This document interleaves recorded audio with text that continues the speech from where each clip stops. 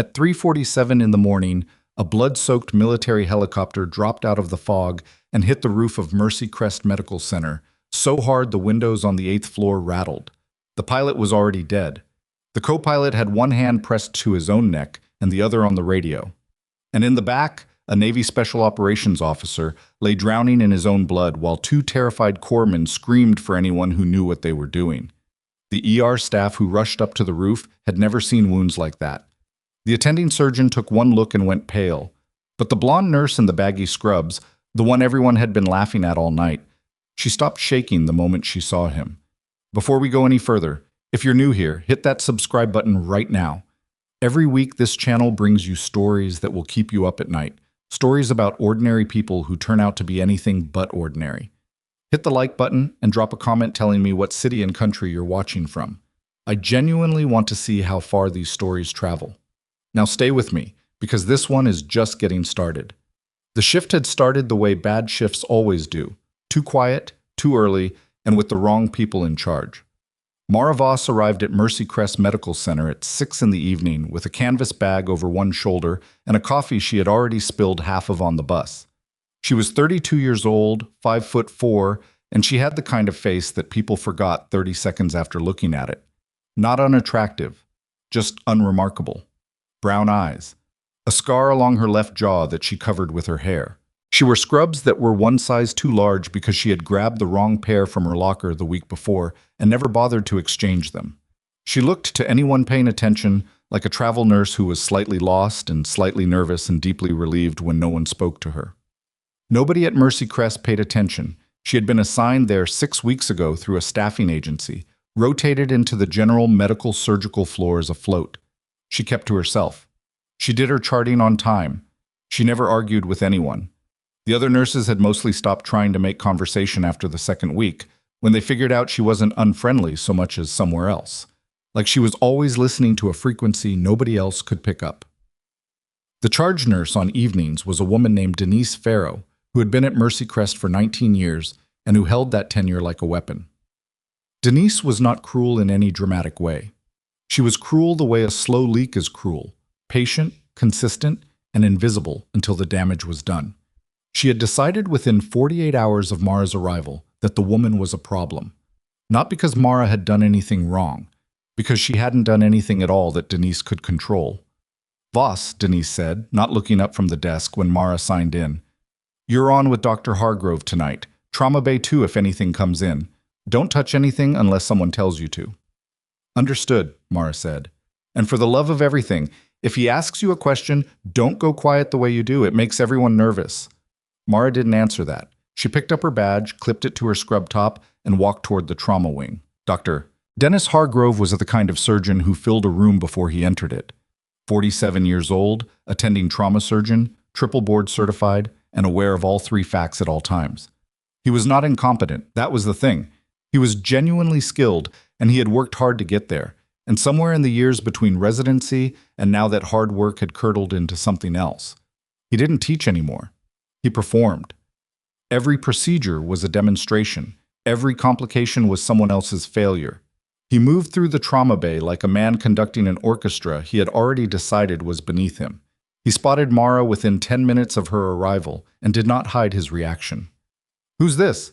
He asked the scrub tech without looking at her. Float nurse, Voss. What's her trauma experience? I'm right here, Mara said. Hargrove looked at her then. 1 full second. The kind of assessment that cataloged every unflattering detail. The oversized scrubs, the nervous posture, the spilled coffee stain on her sleeve she hadn't noticed yet.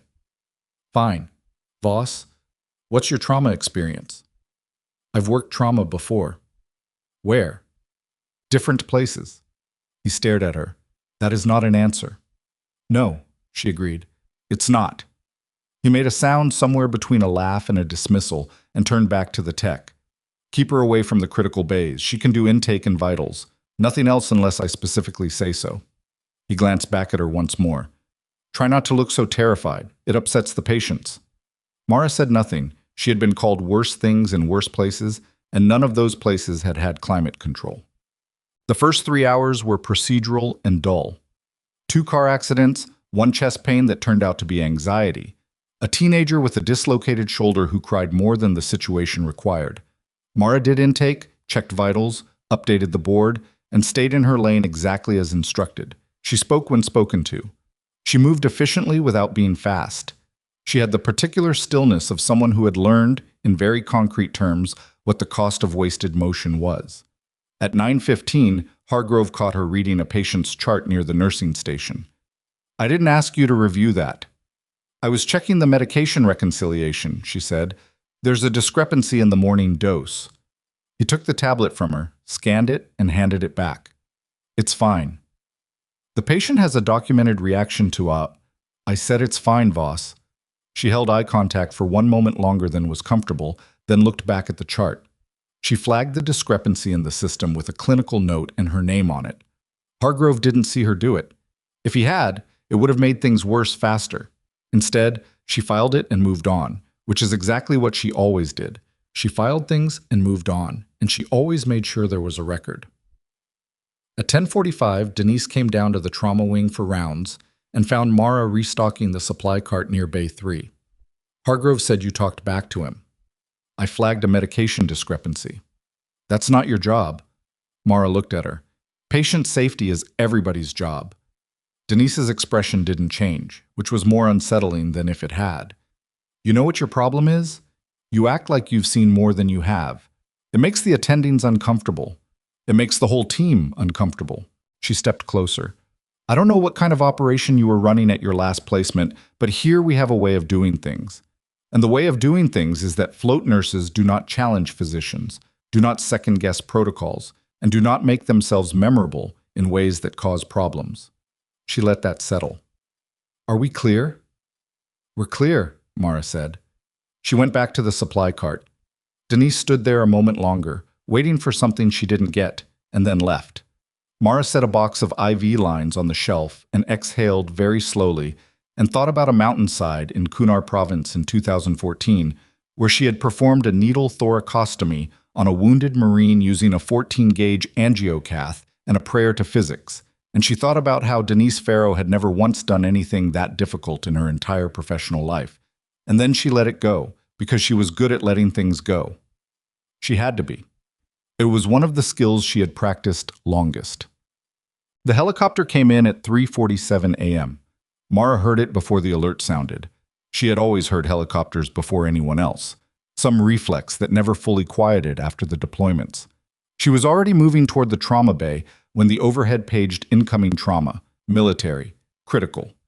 Hargrove materialized from somewhere, suddenly sharp and present in the way that adrenaline made him better. He was already gloved and gowned when the doors banged open and the gurney came through fast with 2 Navy corpsmen running alongside it. The patient was male, mid-30s, in a military uniform that had been partially cut away. He had 3 visible entry wounds, upper right chest, left lateral thorax, and 1 low on the right abdomen that was doing something ugly. He was gray. His BP was unreadable on the portable monitor, and his pulse ox was showing numbers that meant he was closer to the other side than this one. One of the corpsmen had a direct pressure dressing on his neck that was already soaked through. "GS by you ×3, the lead corpsman called out. "Blood pressure 60 over palp when we loaded. We've been pushing fluid, but he's not holding." "Get him on the table," Hargrove said. Mara moved to the left side of the bay and watched. She could see what was happening from a single look, the same way she had learned to read a battlefield, not with logic, but with pattern recognition burned into her at a cellular level. The wounds were not random. The entry angles, the clustering, the way the abdomen wound was bleeding dark rather than bright. She had seen this configuration before, not in a textbook. In a valley outside Kandahar, on a man who had died because no one in the chain understood what they were actually looking at. "His pressure's dropping," one of the nurses called out. 60 systolic, 58. Hargrove was focused on the chest wounds, ordering a chest tube, calling for O-negative blood, moving with precision. He was good. He was genuinely good. But he was looking at the wrong thing. Mara took a step forward. "Dr. Hargrove." "Not now." "The abdominal wound, I see the abdominal wound, Voss. The bleeding pattern on that wound is posterior. If you're not addressing the posterior hemorrhage, the pressure won't stabilize regardless of what you do in the chest." He didn't stop working. "Security. he said, conversationally. Get her out of my bay. A security officer touched Mara's arm. She had looked at the patient's monitor. 52 systolic. Falling. She had 45 seconds, maybe less. She said, if I'm wrong, you can have me fired and blacklisted, and I won't fight it. But that man is going to die in the next minute if you don't check posterior to L3. Hargrove looked up. Not because he believed her, because the monitor alarmed at that exact moment. A flat, continuous tone that made everyone in the room stop breathing. He's arresting, someone said. Hargrove called compressions. Called for the crash cart. Worked fast, worked well, but the pressure wasn't coming back and the blood loss was ongoing and the trajectory was bad, and anyone who had seen enough of them knew it. Mara stepped toward the supply shelf. She snapped on gloves. She picked up the one instrument she needed. What are you doing? The scrub tech said. Stop compressions, Mara said. The room froze. It lasted half a second, the kind of half second that either ends careers or saves lives, and which one depends entirely on what happens next. Hargrove stared at her. You are a nurse. Posterior hemorrhage L2, L3 junction. I've seen this exact wound profile. The bleed is behind the peritoneum, and it's not going to show on your abdominal survey because of the trajectory.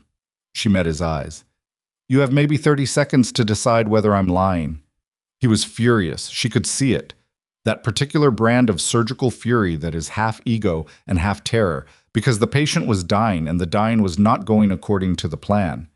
He looked at the monitor. He looked at her. Show me, he said. She moved to the table. She did not rush. Rushing caused mistakes. She had learned that in a forward operating base in 2016, when rushing had cost her 10 seconds she'd never gotten back, and a decision she still thought about at 3 in the morning in the same way she was thinking about it now. She located the hemorrhage by anatomical position and applied direct pressure to the posterior field. 2 centimeters superior, she said. Clamp there.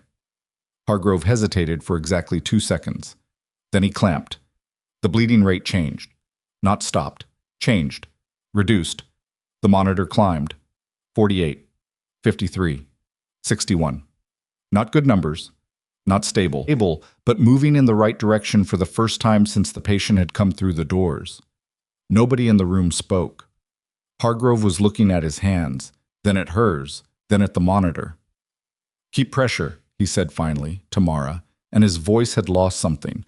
That particular carrying tone he used when he wanted everyone to know who was conducting the orchestra. He sounded, for the first time that night, like a doctor instead of a performance. They worked for 11 minutes in near silence. The patient stabilized enough to move to the OR. Hargrove called the transfer, called his team, called for blood. He did not thank her. He also did not tell security to remove her. She stepped back from the table. She stripped her gloves. Her hands were not shaking, which she noted clinically, the way she had learned to check herself in the field. A quick inventory. Am I functional? What's the damage? What comes next?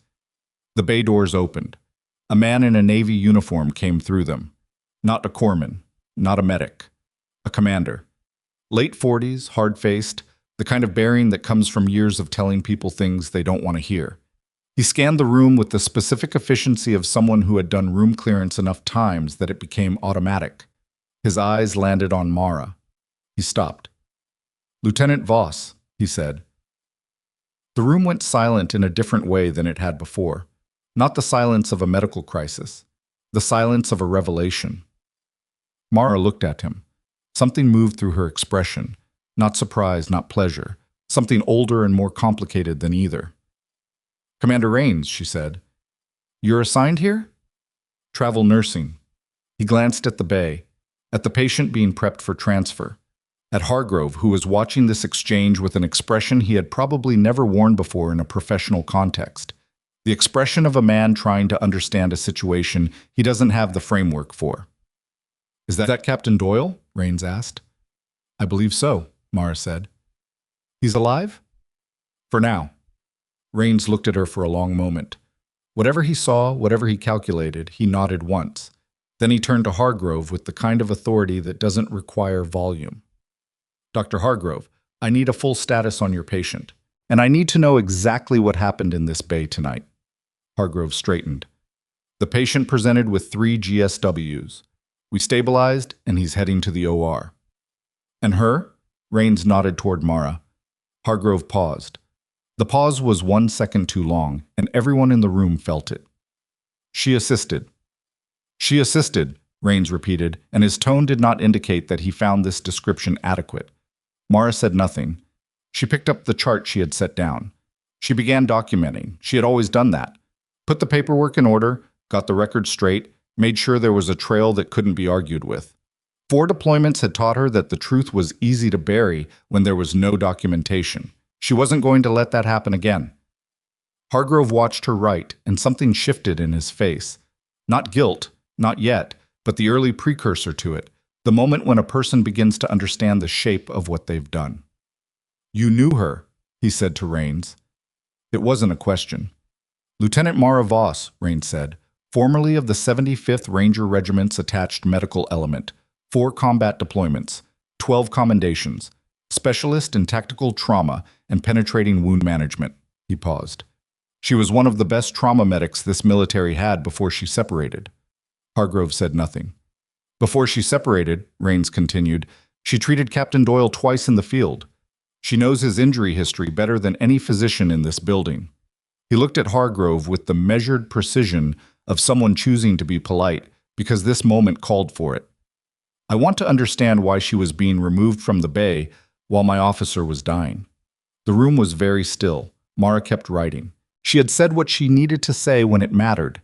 She had done what she came there to do. The rest of this, the accounting, the reckoning, the moment when Dr. Dennis Hargrove began to understand the full dimensions of his error, that would happen on its own schedule, and she didn't need to watch it. She had learned, across 4 deployments and 8 years of carrying other people's worst moments, that justice was not always loud. Sometimes it was just a record, a file with your name on it, a monitor that climbed instead of fell. She finished her documentation, signed the chart, and looked up. Across the trauma bay, Commander Rains was still watching her. He looked like a man who had been carrying something heavy for a long time, and had just seen somewhere he might be able to set it down. Hargrove looked like a man standing in a room whose dimensions had just changed without warning, and on the gurney, being wheeled toward the elevator, and the OR and whatever came next, Captain Doyle's chest was rising and falling with the stubborn, undignified persistence of someone who intended to keep living. Mara set down the chart. She picked up her bag from the shelf where she had left it 6 hours ago. She was not going home. She knew that. The night was not finished, and neither, she suspected, was the accounting. Rains had questions. The administration would have questions. And somewhere in this building, Denise Farrow was about to find out that the float nurse she had spent 6 weeks trying to make invisible had just become the most visible person in the room. She walked toward the hall. Behind her, she heard Hargrove say her name.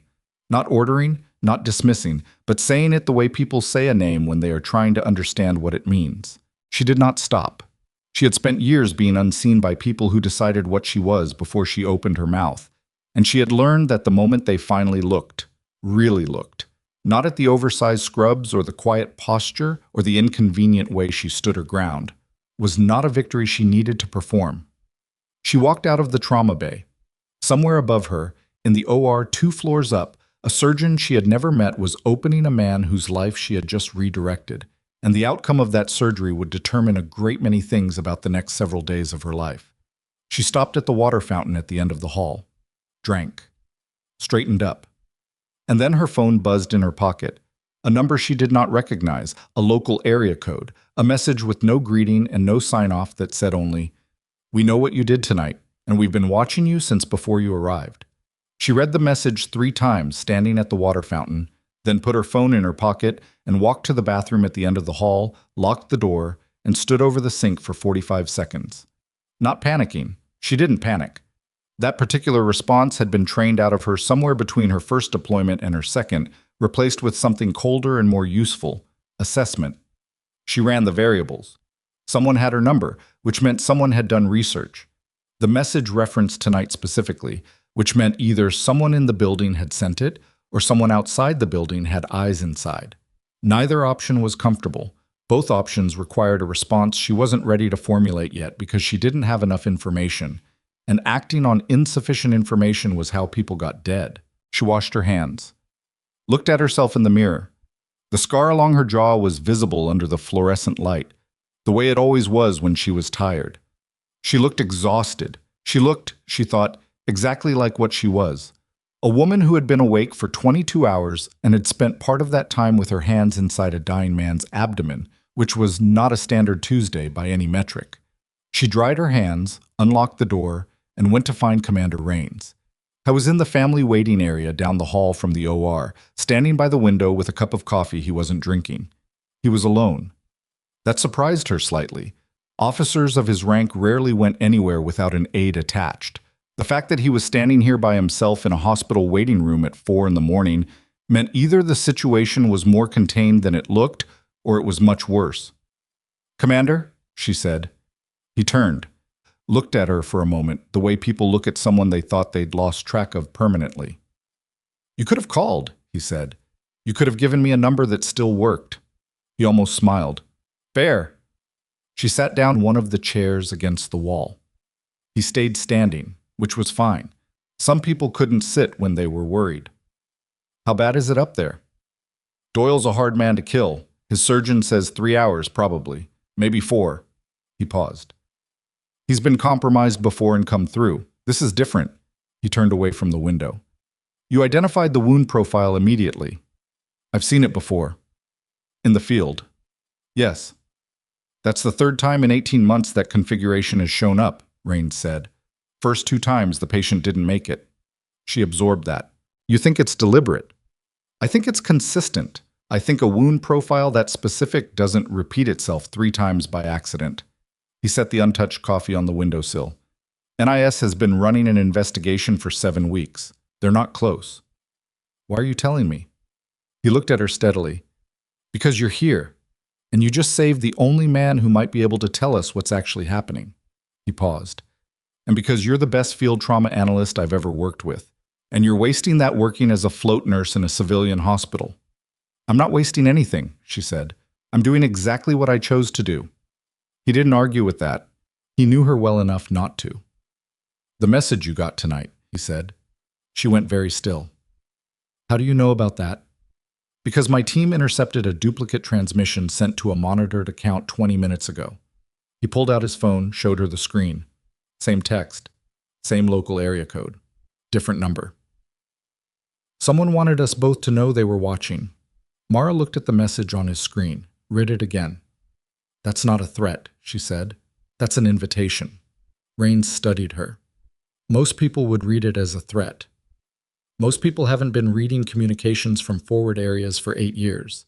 She handed the phone back. "Whoever sent it knows you're here. They wanted you to know they know. That's not how you threaten someone. That's how you open a negotiation." He was quiet for a moment. "I need you to stay in the building tonight." "I was planning to," she said, which was not entirely a lie. She didn't sleep. There was no point in trying, and she had stopped pretending sleep was something she could summon on demand somewhere around her second deployment. Instead, she went back to the nursing station, updated her documentation, and waited. At 6:15, Denise Farrow arrived for the day shift. She spotted Mara at the station immediately, the way predators spot anomalies. Something in her expression shifted. Not surprise exactly, more like recalculation. She had clearly heard something. The hospital grapevine at Mercy Crest was fast and largely accurate, and whatever version of the previous night's events had traveled through it had apparently included enough detail to change the arithmetic. "Voss," she said, "careful this time. Less of a weapon." "Farrow," Mara said, not looking up. "I heard there was an incident overnight. There was a trauma case. It resolved." Denise waited, clearly expecting more. "I heard you intervened in Hargrove's Bay. I provided clinical information that was relevant to patient outcome. That's—" Denise stopped, started again. "That's not how he described it." Mara looked up at that. "How did he describe it?" The pause lasted a beat too long. "He said you overstepped." "Did he?" "He's filing a complaint with administration this morning." Mara held eye contact. "Good. I documented everything at time of occurrence. The record is complete." She went back to her charting. "Tell administration I'm available whenever they want to discuss it." Denise stood there for another moment. The recalculation she'd been doing since she walked in was clearly not resolving the way she expected. She left without saying anything else, which told Mara more than any conversation would have. The meeting with administration was scheduled for 9 a.m. Mara had 3 hours. She used them methodically. She pulled the complete documentation trail she had built over 6 weeks, not just from last night, but from every flagged discrepancy, every clinical note, every interaction she had logged. It was thorough in the way that things are thorough when the person doing it understands that paperwork is not bureaucracy, it's armor. She also made 2 phone calls. The first was short, the second was shorter. She didn't explain to anyone what she was doing or why, because explanations required trust, and trust in this building had not yet been established to her satisfaction. At 8:45, a young nurse named Petra Holt found her in the break room and sat down across from her without asking permission, which Mara respected on principle. "I was there last night," Petra said. "In the bay. I was running the crash cart." "I remember," Mara said. "I just want you to know." She stopped, reorganized. "I've been here 2 years. I've worked with Hargrove a lot. I've never seen him." Another stop. "He was wrong, and he knows he was wrong, and he's not the kind of person who handles that well." "I know the type," Mara said. "The complaint he's filing. It's going to say you endangered the patient by interfering in an active surgical intervention." "I know." "And you're not—" Petra looked at her like she was trying to understand the mechanism of an unfamiliar machine. "You're not scared." Mara thought about how to answer that honestly. "Not of that," she said. Petra looked like she had more questions but didn't know how to ask them. She stood, then hesitated. "The guy you saved, Captain Doyle. He's out of surgery. He's in the ICU." She met Mara's eyes. "The surgeon said whoever intervened in the trauma bay bought him at least 40 minutes he wouldn't have had otherwise." Mara nodded. "Thanks for telling me." Petra left. Mara finished her coffee, which was terrible, and went to the administrative offices at 9 a.m. exactly so. The meeting was in a conference room on the 4th floor with 4 people Mara had never spoken to, and one person she had, Richard Ashby, the hospital's chief medical officer, who had the bearing of a man who spent most of his professional life managing problems he wished other people had created. He was not unkind. He was deeply tired of situations like this one, which meant he was not Mara's ally, but he wasn't starting as her enemy either. Hargrove was there. He sat to the left of Ashby with his arms crossed, wearing his credentials like a coat of mail. He did not look at Mara when she came in, which told her exactly how the previous several hours had gone for him internally. Denise Farrow was also there. Mara had not expected that, and she made a small internal note of it. Ashby opened with the standard language: investigation, protocol review, patient safety concerns, preliminary finding of potential violation. Mara let him finish. Then he asked her for her account. She gave it without editorializing. Exactly what happened, in sequence, with the clinical rationale for each decision. She was precise and she was brief, and she did not display either anger or anxiety because she had been in briefings before where a great deal more was at stake, and she had learned that emotion is information you don't have to give people for free. Hargrove interrupted twice. Both times she waited until he was done and then continued where she had stopped, which was more effective than arguing. When she finished, Ashby looked at her for a long moment. "You have no surgical credentials." "Correct." "You intervened in an active surgical procedure." "I applied direct pressure to a posterior hemorrhage and directed the surgical approach. The attending physician performed all surgical actions." That distinction may not hold up procedurally. "The documentation will establish exactly what happened," Mara said, "including the timeline, the patient's vital signs at each stage, and the clinical outcomes correlated to each intervention." She paused. "I'm also willing to submit to any credentialing review the hospital requires. My service record is sealed, but it can be requested through appropriate channels. I would suggest doing so before reaching a conclusion." Ashby frowned. "Your service record is sealed?" "Classified at the operational level, standard for my former unit." She held his gaze. "Request it. Everything I've told you will be supported." Hargrove made a sound. Not quite a laugh, not quite a scoff. "This is theater. She walked into my operating space without authorization and made surgical decisions she wasn't qualified to make. The fact that the patient survived doesn't change the protocol violation." If I hadn't intervened, Mara said, looking at him directly, he would have been dead in 40 seconds. Your protocol would have been flawlessly observed, and your patient would have been in the morgue. She let that sit. I'll take the protocol violation. The room was quiet. Hargrove looked away first. Ashby rubbed his eyes beneath his glasses, the gesture of a man recalibrating. We're going to put this on administrative hold pending full review. Voss, you're suspended from clinical duties effective immediately pending the outcome. Understood, she said. She stood, collected her folder, and walked out. She did not slam the door because slamming doors was for people who hadn't yet learned that the quieter the exit, the louder the statement. She was in the elevator when her phone buzzed again. Same number as the night before. One word this time, lobby. She rode the elevator down. She did not call Rains, not yet. She wanted to see what this was first, because whoever was sending these messages had information she needed, and she wasn't going to hand over the conversation to military channels before she understood what she was dealing with. The lobby of Mercy Crest at 9:30 in the morning was busy in the particular way hospital lobbies are busy, purposeful, distracted, everyone moving towards something difficult. Mara stood near the information desk and scanned the space. A man was sitting in a chair near the east entrance reading a newspaper. Late 50s, gray at the temples. He was wearing civilian clothes that fit too well, cut too clean, the way clothes look on people who are used to uniforms and haven't quite adjusted to the latitude of civilian fashion. He was not looking at her. He was also not reading the newspaper. She could tell by the way his eyes weren't moving.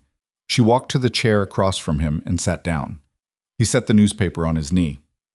Lieutenant Voss? I'm not a lieutenant anymore. Old habits.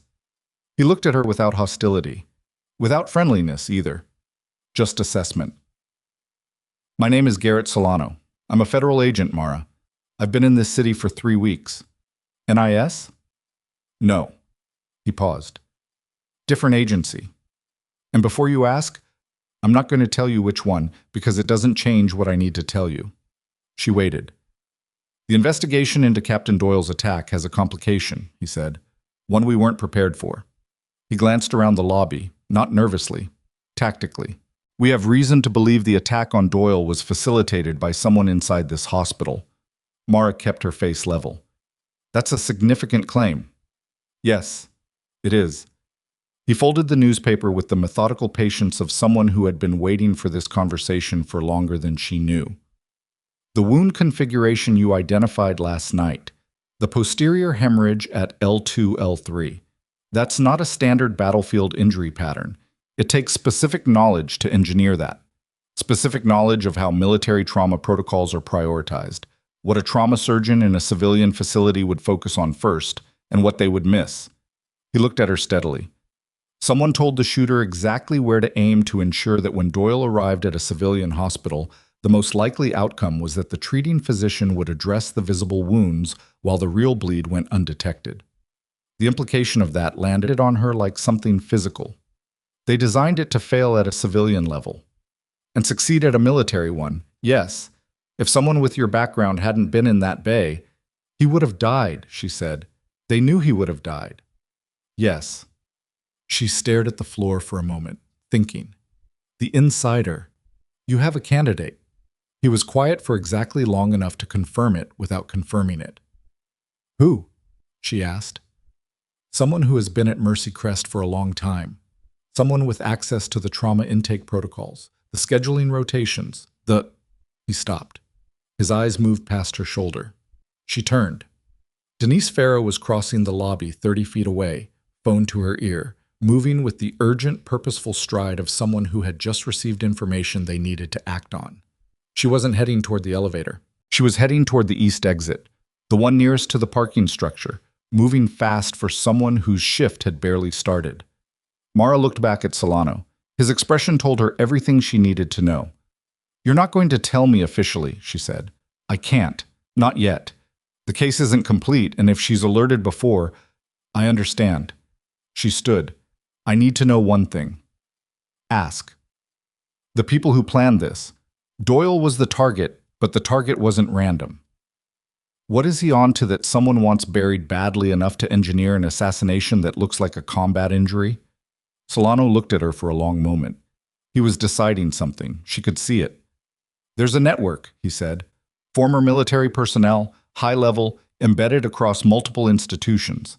They've been diverting classified procurement contracts for 3 years, billions of dollars. Doyle was building the case file. He paused. And someone in that network has been protecting their institutional access by maintaining relationships inside civilian infrastructure. Hospitals. Specifically, hospitals that receive federal trauma contracts. Mara looked at the east exit where Denise Farrow had disappeared. The woman who had spent 6 weeks trying to make her invisible. The woman who had been in the administrative meeting this morning and heard every word Mara said about the sealed service record and the request for military channels. The woman who had, as of 30 minutes ago, new information about the federal interest in Doyle's case. She made a call, Mara said, right after that meeting. We know, Solano said. We're tracking it. He stood. But there's a problem. Whatever she communicated, it's already in motion. Our surveillance on the secondary network picked up an activation signal 40 minutes ago. We don't know the target yet. What kind of activation? He looked at her. The kind that precedes an action at a medical facility. Mara's phone buzzed. She looked at the screen. A hospital-wide page. Not broadcast, directed to trauma staff only. Coded language she recognized as the civilian equivalent of a high-alert mobilization. She had the access still, technically. Her badge hadn't been deactivated during the administrative hold. She looked up at Solano. They're going to move inside the hospital. That's our assessment, yes. When? He checked his watch. We think within the hour. Doyle's in the ICU. Yes. He's the only living witness who can corroborate what you need for the case. Yes, Solano said again, and his voice was flat and precise in the way that meant he understood what he was asking without being able to ask it directly. Mara picked up her bag. She looked at the elevator bank, ran the floor plan in her head.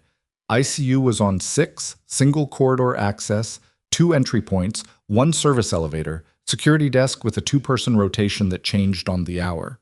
She also had no authority, no credentials, no weapon, no backup, and a suspension order that had been in effect for approximately 25 minutes. I can't officially ask you to do anything, Solano said. You're not asking, she said. She walked to the elevator and pressed 6. Behind her, she heard Solano on his phone, rapid and low, calling in his team, she assumed, doing the math on response time, calculating whether official channels could move fast enough. She did not wait to hear the outcome of that calculation. She already knew what it would be. The elevator doors opened. She stepped in. Across the lobby, near the main entrance, 2 men in maintenance uniforms came through the front doors with equipment carts. They moved with the slightly too deliberate casualness of people performing a role they had rehearsed but not lived. She watched them in the elevator's reflective doors as they separated, one toward the left bank of elevators, one toward the stairwell. The doors closed. The elevator began to rise. Her heart rate was elevated. She noted it clinically and let it run because it was doing what it was supposed to do, moving blood and oxygen to where the body expected to need them. She had learned not to fight it. You don't fight your own preparation. She got off on 6. The ICU corridor was quiet at this hour.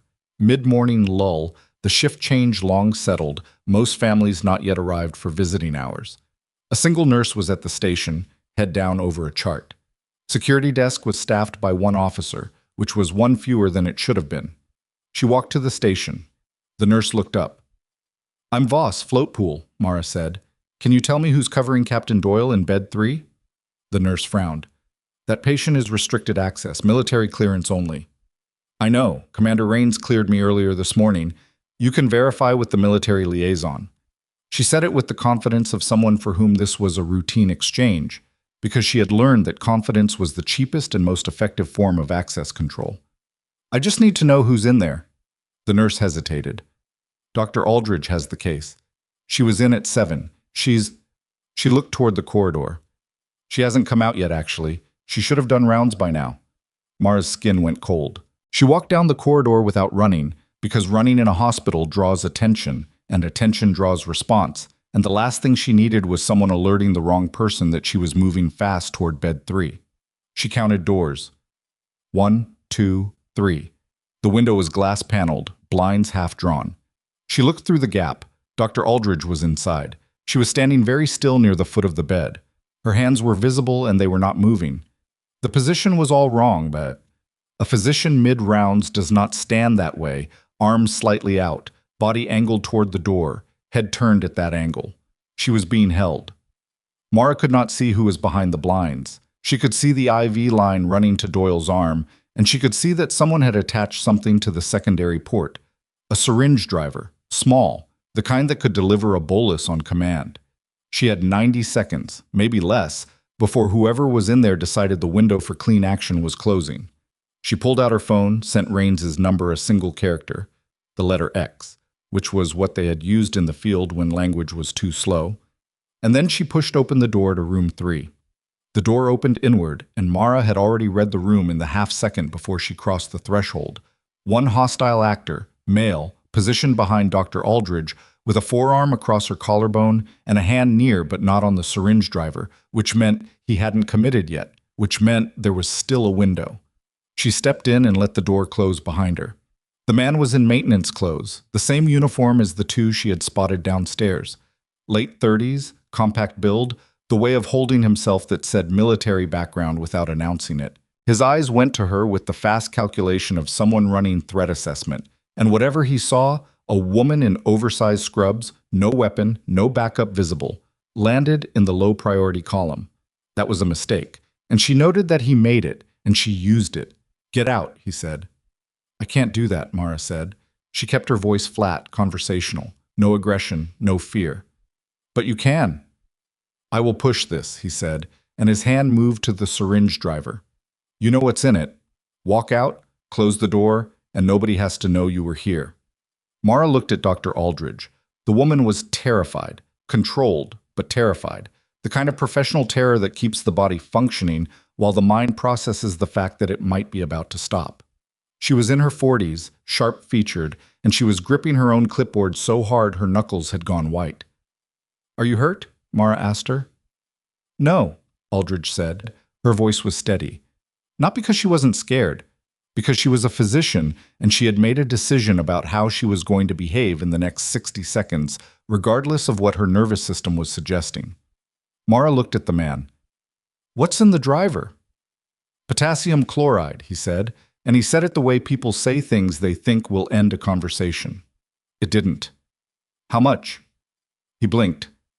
The question was wrong, but it didn't fit the script he had prepared for. "Enough." "Enough to be detectable on talk screen," Mara said, which means it won't look like a complication, which means whatever you're trying to protect dies with him in terms of clean exits. She took one step closer. Not aggressive, just closing ground while he was processing. "Your operational brief was a clean termination that reads as acute organ failure secondary to trauma. A potassium chloride bolus in a post-surgical patient with 3 GSWs might pass a cursory review, but not the kind of review this patient is going to get."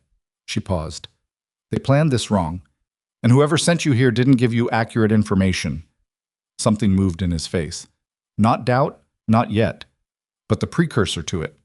The moment where certainty develops a hairline crack. "You don't know what I was given," he said. "I know the wound was engineered," she said. "I know the L2, L3 configuration.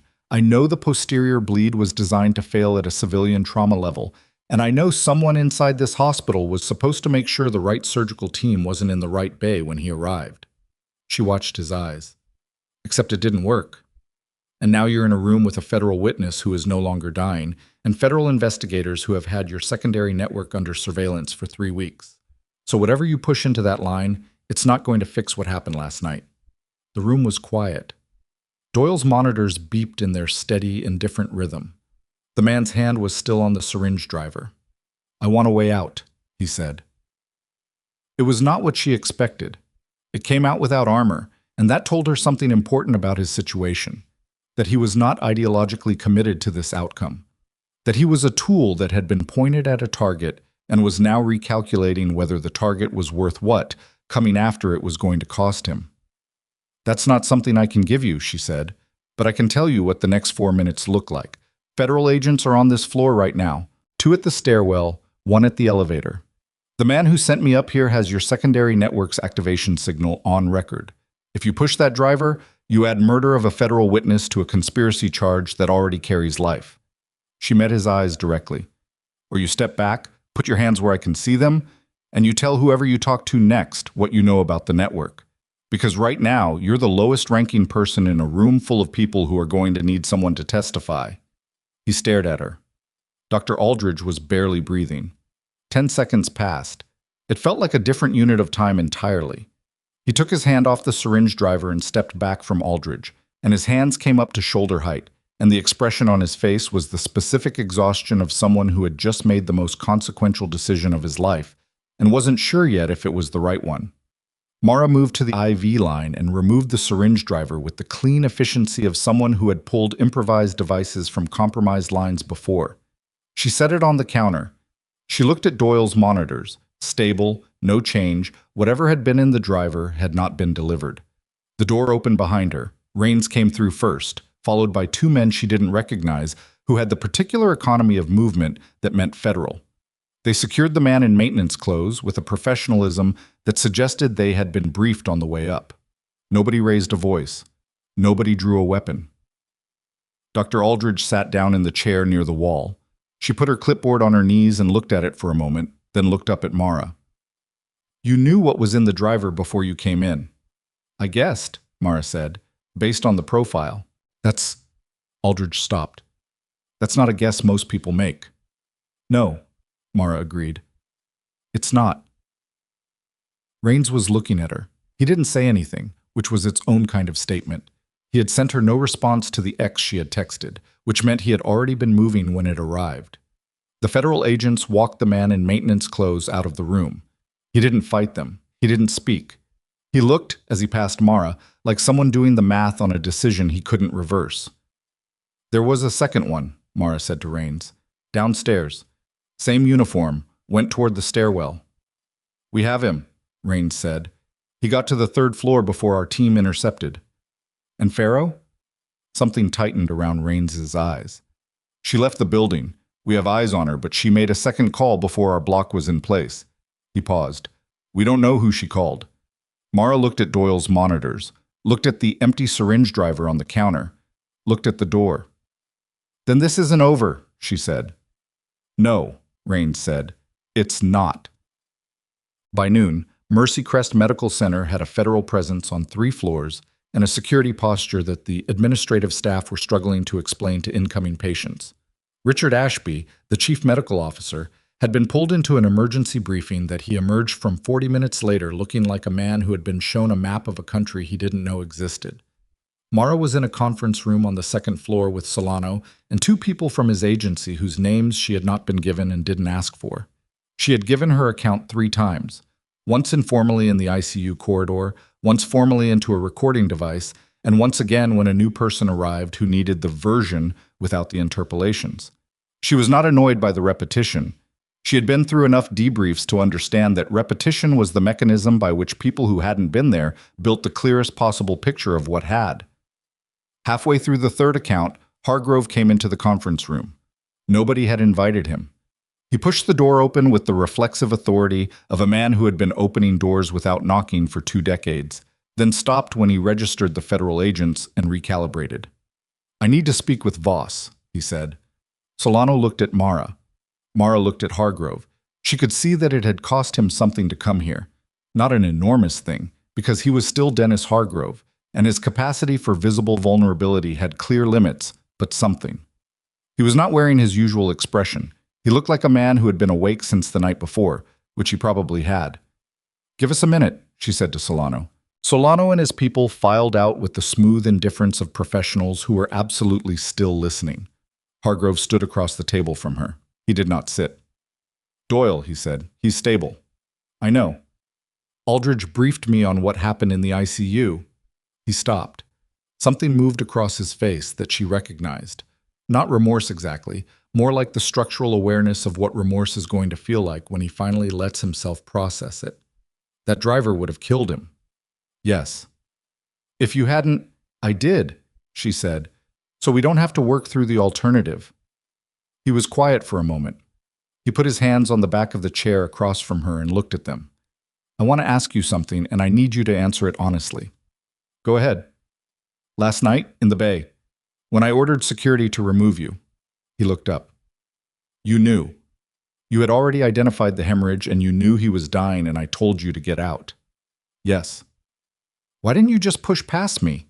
Why did you stop and argue? She considered the question. It was more honest than she had expected from him, and it deserved an honest answer. Because if I had pushed past you, you would have been on the defensive for the rest of the procedure. A defensive surgeon makes worse decisions. I needed you engaged, not managed. She paused. And because you were the one who had to do the surgery, I needed you to own the decision, not resent it. He absorbed that. He stopped, started differently. I almost got him killed. You were working with the information you had. I had you, he said, standing right there, and I didn't. He cut himself off. It was, she thought, probably the most self-aware thing he had said in years, and the effort of it was visible. The complaint I filed this morning, I'm withdrawing it.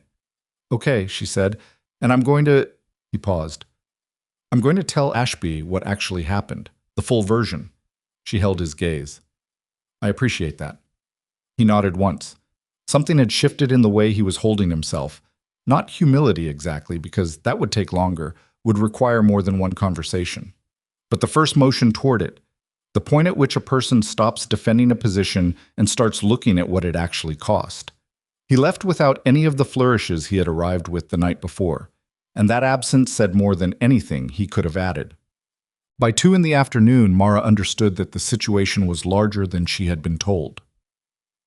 Solano's briefing, the real one, the version he gave her after the formal debrief concluded and his 2 unnamed colleagues stepped out, laid it out in terms she recognized.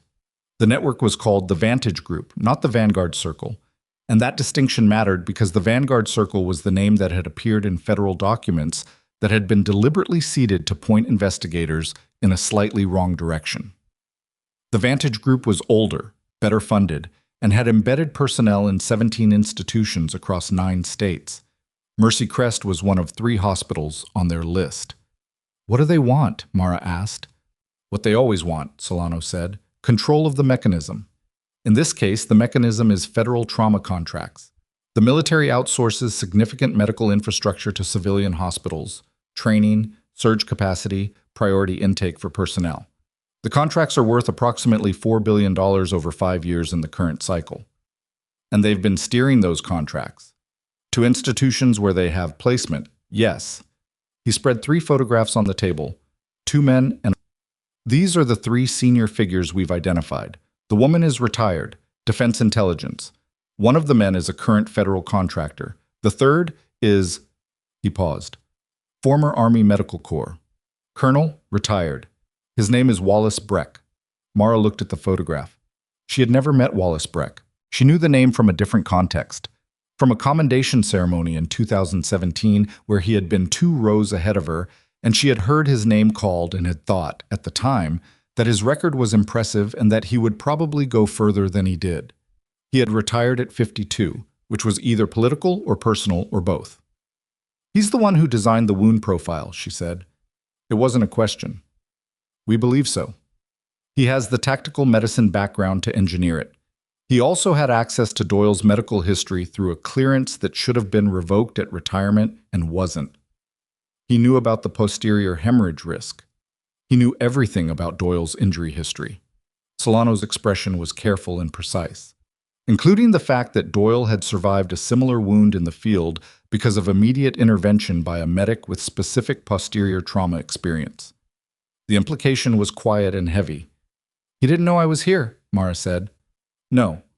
Your assignment through the staffing agency was routine. No flags, no pattern. You were here by coincidence.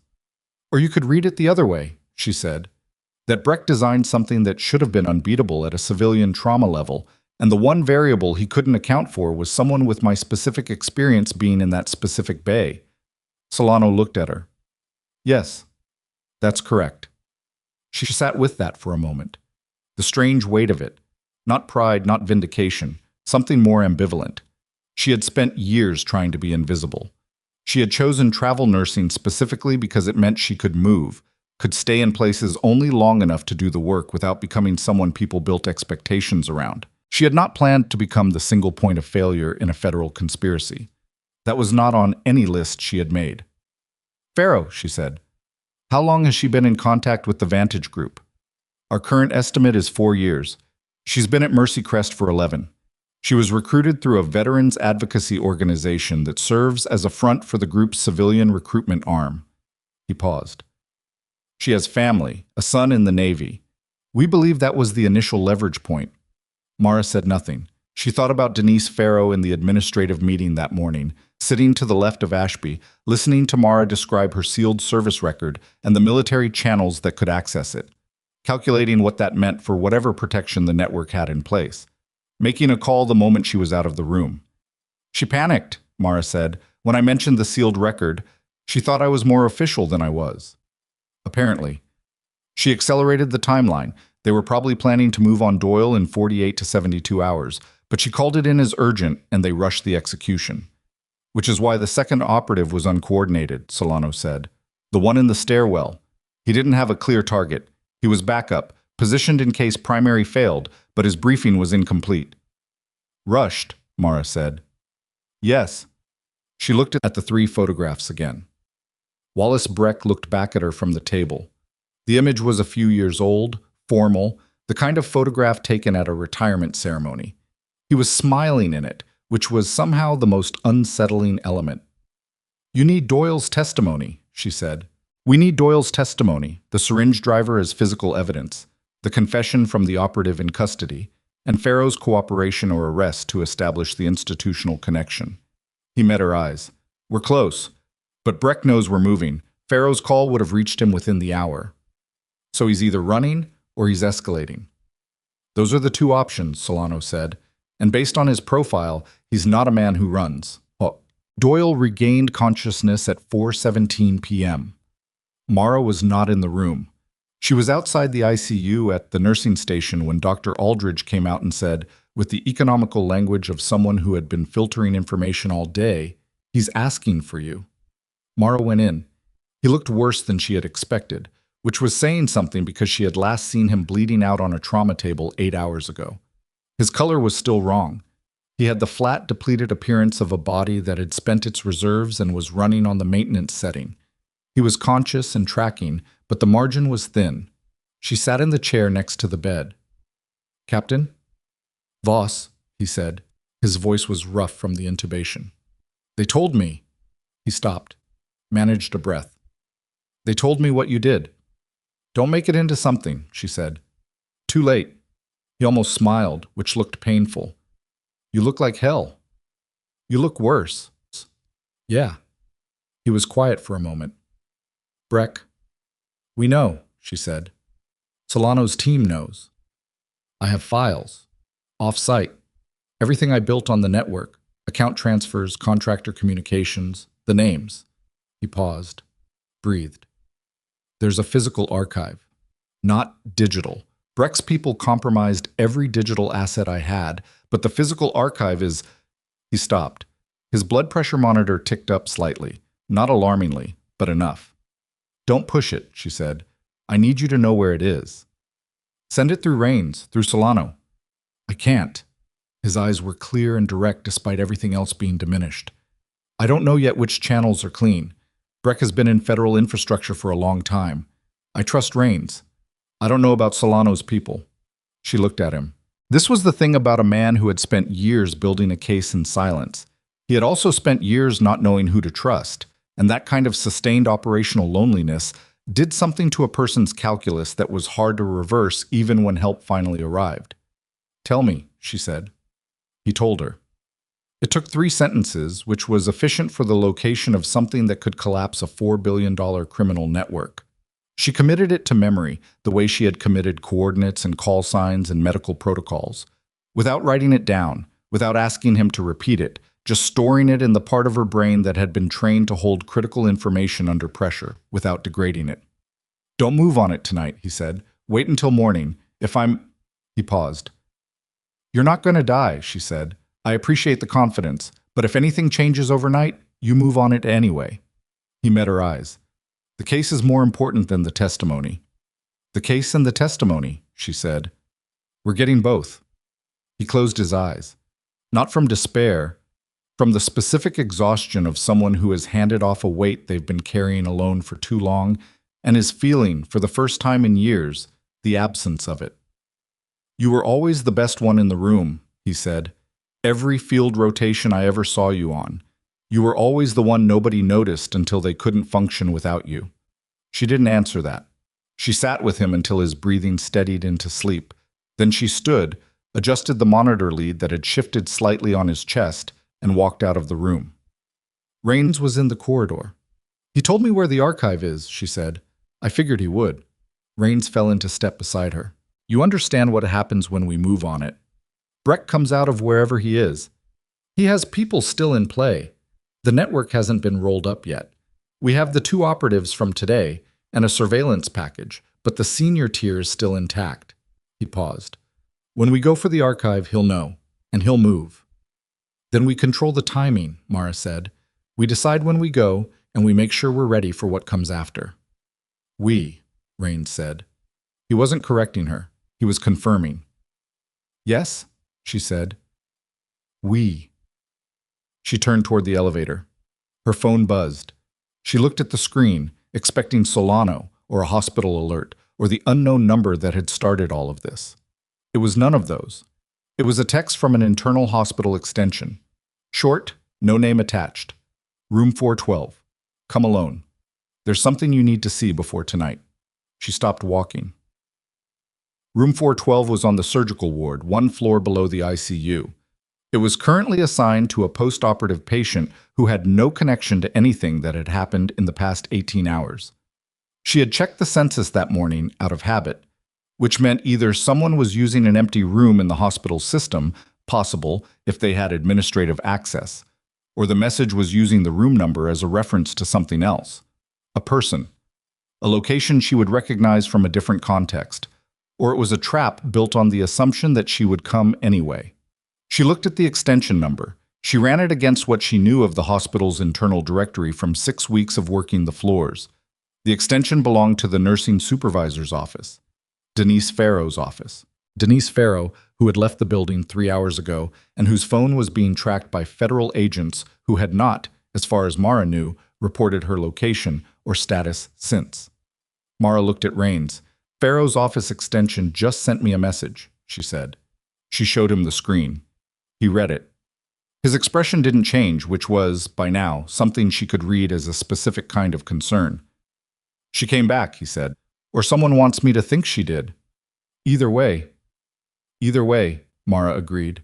She looked at the elevator, looked at the stairwell, thought about the 2 operatives who were now in federal custody, and the third configuration she hadn't accounted for. The one Breck would keep in reserve for exactly this scenario, for the moment when the primary and secondary options had failed and the only remaining play was direct. She thought about Doyle asleep in the ICU with his blood pressure monitor ticking and his archive location sitting in her memory. She thought about Denise Farrow, not as a villain, not yet, because she had heard what Solano said about the leverage, about the son in the Navy, about the 4 years of a life being slowly redirected by people who were very good at redirecting lives. And she thought about the difference between a person who chose this and a person who got caught in it and couldn't find the exit. The message said, "Come alone." Rains was looking at her. He already knew what she was going to say, and she could tell from his expression that he was preparing to argue against it. "I'll have my phone on," she said. "Mara, if Farrow came back, she came back for a reason.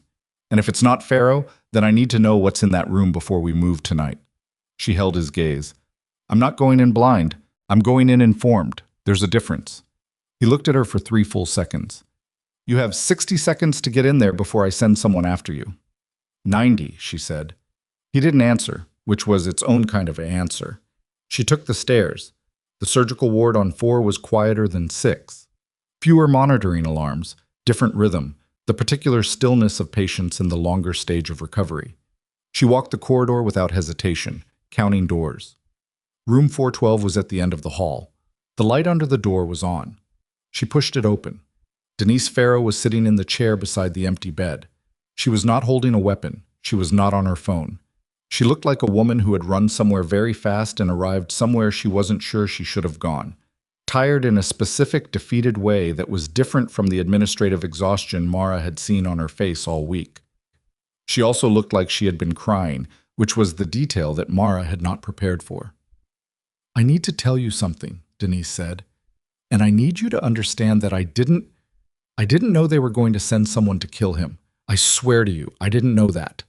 Mara stepped inside and closed the door behind her. She did not sit. She stood near the window with her back to the wall and her phone in her hand and looked at Denise Farrow. Really looked.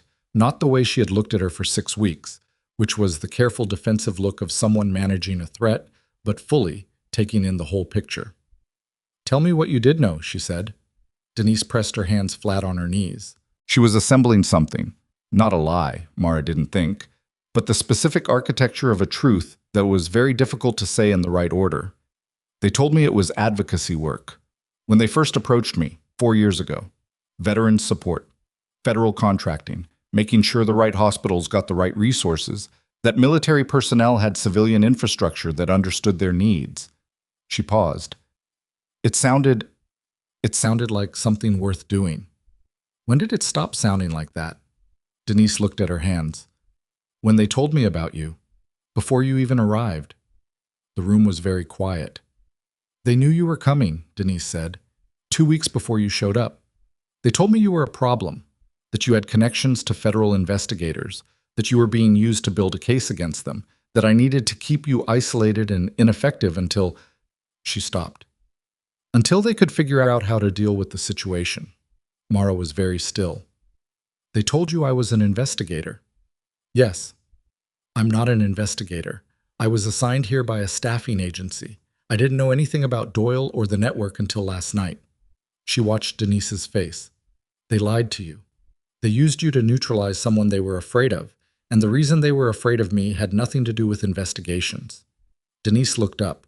Her expression was doing several things at once. "Why were they afraid of you?" Mara thought about Breck's photograph on Solano's table, about a wound engineered to fail at a civilian trauma level, about the one variable Breck couldn't account for. "Because of exactly what happened last night," she said. "They knew my background. They knew what I was capable of, and they needed me out of that trauma bay before Doyle arrived." She paused.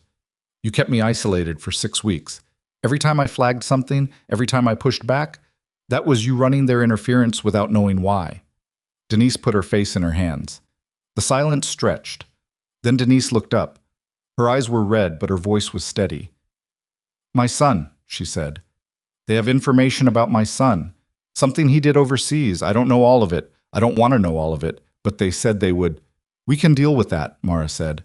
"Whatever they have. Solano's people can deal with it if you cooperate fully." "I don't know enough. I was a gatekeeper. They never gave me the architecture." "You know things," Mara said. "Names, contacts, how they communicated. The veterans organization they recruited through? That's enough to start." She moved away from the wall. She sat in the chair across from Denise, which was a deliberate choice, equal level, not standing over.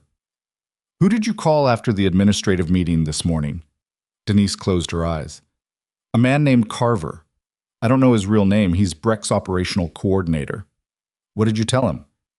"That you had a sealed military record and that federal investigators were in the building and that Doyle was alive." She opened her eyes. "I told him it had gone wrong." "And he told you?" "He told me to stay calm, that they would handle it." She looked at Mara with an expression that was equal parts shame and something harder to name. "And then I saw the news alert. On my phone. An hour later. A man had been taken into custody on the 6th floor of Mercy Crest." She swallowed. "I knew what that meant. I knew what they had sent him to do." She shook her head.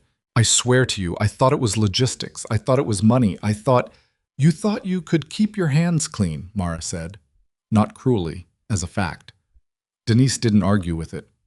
"Where's Carver?" Mara asked. "I don't know. He contacts me. I don't have a location. I don't have a number that goes anywhere real." She hesitated. "But I know something else. Something I didn't tell Carver, because by the time I knew, I had already decided—" She stopped, pulled in a breath. "Breck is coming here tonight." Mara went very still. "He called me directly, an hour ago. He said he needed to finish this personally." Denise met her eyes. "He said you were the variable. He said everything else could be managed except you." The monitor on the wall above the empty bed was still showing the room's idle readings. Temperature, humidity, nothing urgent, nothing that indicated the specific quality of silence that had just settled into the space between them. Breck was coming to the hospital. Tonight. And the archive that Doyle had described, 3 sentences sitting in Mara's memory, was the only thing standing between the Vantage Group and the next $4 billion. She stood. She took out her phone. She had 17 missed messages, all from the last 90 seconds. Rains, Solano, a hospital extension she didn't recognize. She opened Rain's message first. 3 words. We lost Breck. Then Solano's. His vehicle went dark 20 minutes ago. Last ping was 4 miles from your location. And then the hospital extension, a number she ran fast and identified as the ICU nursing station. The message said, "The patient in bed 3 is gone." Mara read the ICU message twice, then she was moving. She didn't explain to Denise Farrow where she was going or why. She said, "Stay in this room. Don't use your phone. Don't open that door until someone with a federal badge opens it from the outside." She said it with the flat authority of someone who has given field instructions before and understands that the difference between compliance and non-compliance is often the tone, not the words. Denise nodded. Mara left. The stairwell was faster than the elevator and she took it at speed. Not running, controlled descent, 2 floors up. The kind of movement that doesn't draw attention in a hospital corridor because it looks like urgency with a purpose rather than panic. She was on 6 in 40 seconds. She pushed through the fire door and turned toward the ICU and immediately read the scene at the nursing station. 2 nurses standing in the posture of people who have just delivered bad news and are waiting to find out how bad the consequences will be. And Rains in the corridor with his phone to his ear and an expression she had not seen on him before, which was the expression of a man recalculating from scratch. "What happened?" she said. Not a question. "He walked out," Rains said. He lowered the phone. 12 minutes ago, Dr. Aldridge stepped out for a consult. The floor nurse did a 20-minute rotation check, and when she came back, the bed was empty. He pulled his own lines. He looked at her with something that was not quite accusation, but was adjacent to it. "He's post-surgical, 4 hours out of the OR, and he walked out of a secured ICU floor." "He's done harder things," she said. "He's also running on 1 functional blood pressure and a body that nearly killed him this morning, so the margin on harder things is very thin right now." Rains put the phone back to his ear. "I have teams on all exits." "But he's had 12 minutes." Mara stood in the corridor and thought about what Doyle had said. I don't know which channels are clean, and about the message from Breck's vehicle going dark 4 miles out, and she put those 2 things together and arrived at the only conclusion that made sense. "He knows Breck is coming," she said. Rains stopped mid-sentence into his phone. He looked at her. He woke up, he processed the situation, and he calculated that lying in a hospital bed with a federal witness designation is the least safe place he could be right now. He knows how Breck operates. He knows Breck doesn't stop. She paused. "And he knows where the archive is." "He told you." "He told me. He didn't tell anyone else." She looked down the corridor toward the empty room. "He's going to the archive. He's going to move it before Breck can reach it, because sitting in that bed and waiting for official channels to protect him is not a risk he's willing to take." Rains said something short and not repeatable into the phone, and then lowered it. "You know where it is?" "Yes." "Then we need to get there before he does, because a man in his condition moving through the city on foot or in an unregistered vehicle is either going to collapse 2 blocks from here or walk straight into whatever Breck has in position." He was already moving toward the elevator. "Tell me." She fell into step beside him. She told him, 3 sentences, the same ones Doyle had given her. And she watched Rains relay them into his phone with the brisk efficiency of someone who had been running operations long enough to strip all unnecessary language from the process. The archive was in a self-storage facility 8 blocks from Mercy Crest, Unit 114, accessed by a 6-digit code that Doyle had given her and that she had not written down. It was the kind of location that was obvious in retrospect, unremarkable, accessible, the sort of place that exists in the peripheral vision of a city without anyone looking at it directly. Exactly where a man who had spent 3 years building a case against people with sophisticated surveillance capabilities would choose to put something he needed to survive. They were in the elevator when Mara's phone rang. Unknown number, local area code, different from the ones she had received before, but the same category of anonymity. She answered it. "Don't go to the storage facility," the voice said. Male. Older. The specific cadence of someone who had given orders for many years and had not yet fully adjusted to circumstances in which orders were no longer his to give. "Colonel Breck," she said. Rains went still beside her. The voice on the line paused, just briefly, the half-second of recalibration that happens when a person realizes they've been identified faster than they expected. "Lieutenant Voss, you've had an eventful 24 hours. So have you," she said. "Two operatives in federal custody. Your ICU asset neutralized. Your institutional contact sitting in a hospital room waiting to give a full statement." She kept her voice even. "The math is working against you." "The math," he said, "is more complicated than you've been told." He paused. "I'm not calling to threaten you. I want you to understand something before tonight becomes something that can't be undone." The elevator reached the ground floor. Rains held the door. Mara stepped into the lobby and moved to the far wall, away from foot traffic. "What do you want me to understand?" she said. "Doyle's case is built on selectively sourced data. The contracts he's been documenting, the diversions, the placements. There's a context he doesn't have access to because his clearance level doesn't reach it." His voice was measured, deliberate, the voice of a man who had prepared this argument and believed in it, or had convinced himself that he did. "This network exists because civilian medical infrastructure cannot respond adequately to what this military actually needs. We built something that works. The contracts route to institutions that are genuinely equipped, not politically designated, not bureaucratically assigned, actually equipped. And the people who got in the way of that process," she said, "the investigators, the auditors. Doyle." A pause. "Managed. You engineered a wound to kill a federal witness and made it look like a battlefield injury.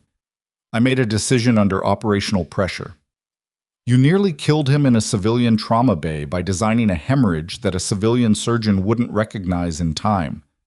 She felt something tighten in her chest. Not rage, something colder. "Except you didn't account for me." "No," he said, and for the first time his voice lost some of its prepared quality. "I didn't account for you. Why are you calling?" "Because I want to offer you the same context I just described. Not a threat, not a negotiation, information." He paused. "Your service record, Lieutenant. 4 deployments, 12 commendations. The specific rotation in Kandahar in 2016, where you lost 3 people on a medical evac that should have had air support and didn't, because the contracting structure for that support had been routed through a system that failed." He let that sit. "I know what happened. I know what the official report says, and I know what actually happened. And I know that the system I built was partly a response to exactly that kind of failure." She stood very still. The lobby moved around her.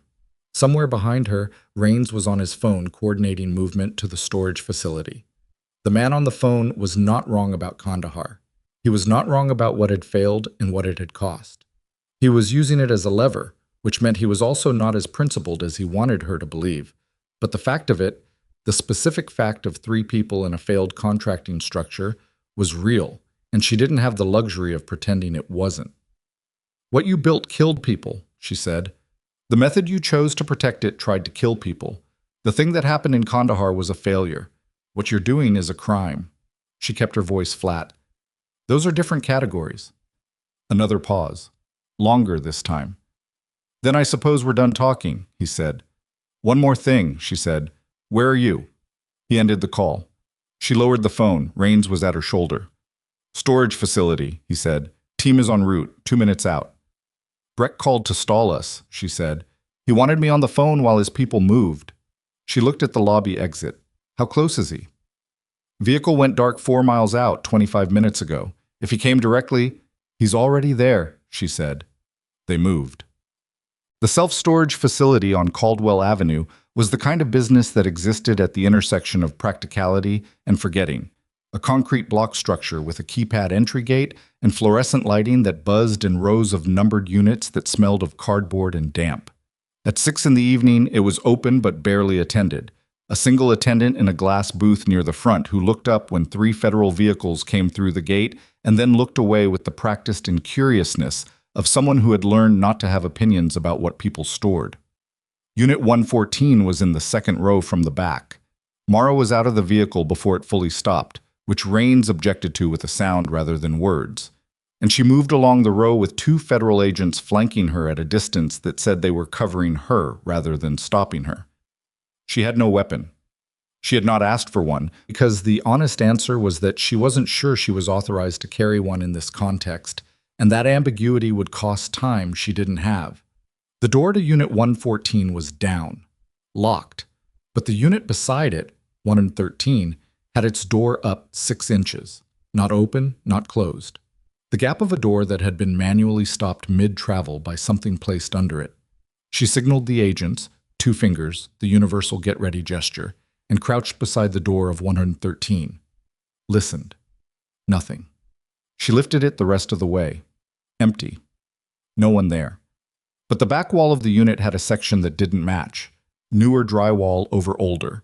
A repair that had been done carefully, but not carefully enough when you were looking for it. Someone had been in here and had been looking for access to the adjacent unit. They tried to come through the wall, she said. One of the agents was on his radio. The other was at 114's door, running the code Mara gave him.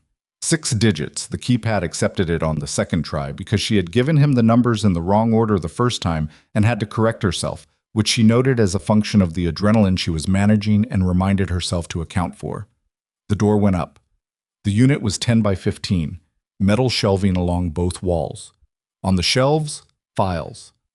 Physical files organized by year, color-coded, the work of a meticulous person doing meticulous work in the knowledge that digital records were compromised.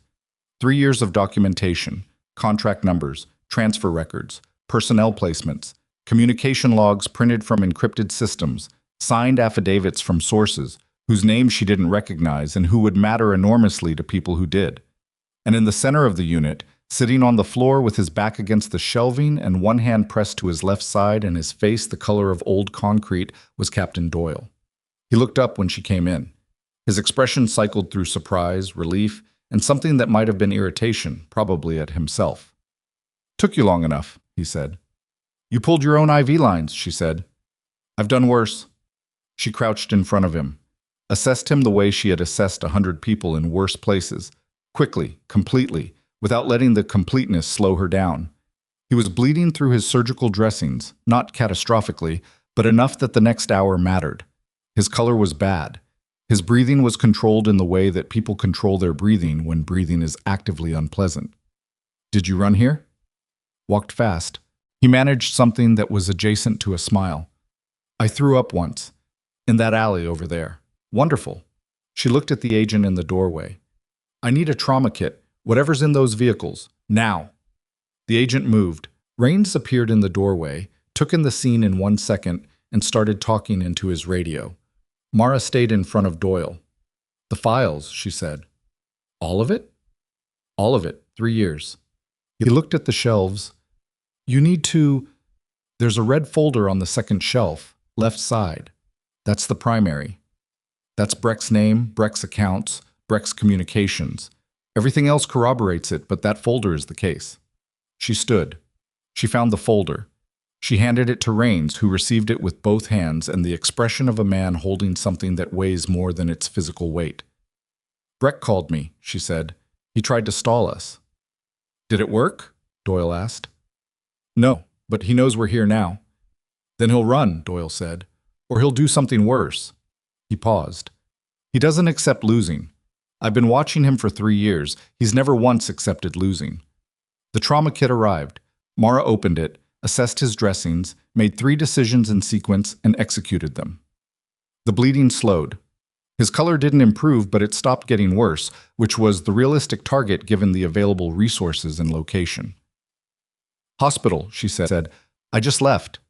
"I know. You're going back." He didn't argue. He was too tired to argue, and she could tell that the walk to the storage facility had cost him more than he had anticipated.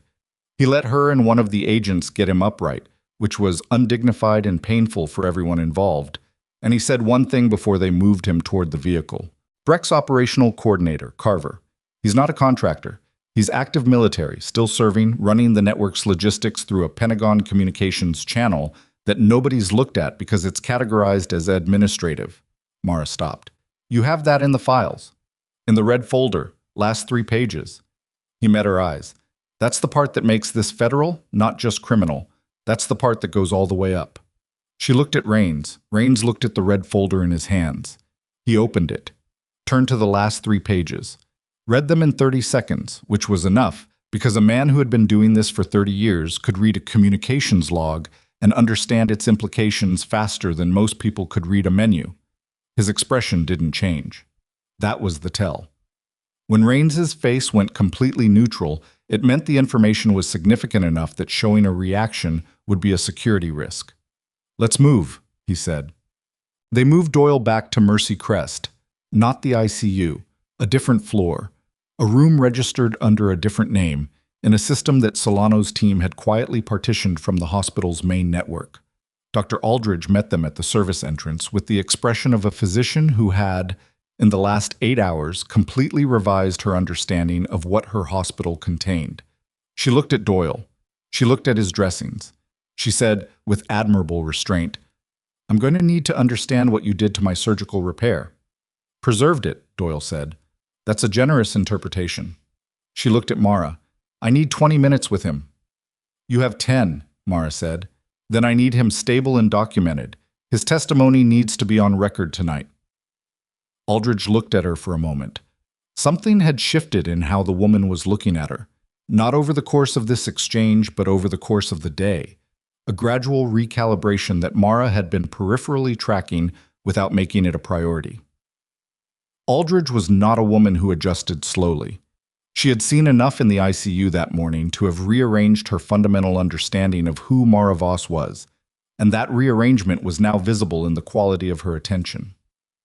10 minutes, Aldridge said, and took Doyle into the room. Mara stood in the corridor. Rains was at the end of the hall. Solano had arrived from somewhere. She hadn't seen him come in. And the two of them were in the conference of 2 people who are exchanging information that needs to be exchanged before the next 30 minutes can happen correctly. She watched the body language. Solano was doing most of the talking. Rains was absorbing. That was the right order. Her phone buzzed. A hospital extension, not Farrow's office this time. The main switchboard. She answered it. This is the Mercy Crest switchboard. We have a caller requesting Nurse Voss by name. He says it's urgent and that you'll want to take it. He gave a name. Breck. She was quiet for a beat. Transfer it. The line clicked. Brief silence. The archive, Breck said. He sounded different now. The prepared quality was gone, the measured delivery stripped back to something more direct. You have it. We have it, she said. Then you know what's in it. You know what Carver is. He paused. You know this goes past me. I know.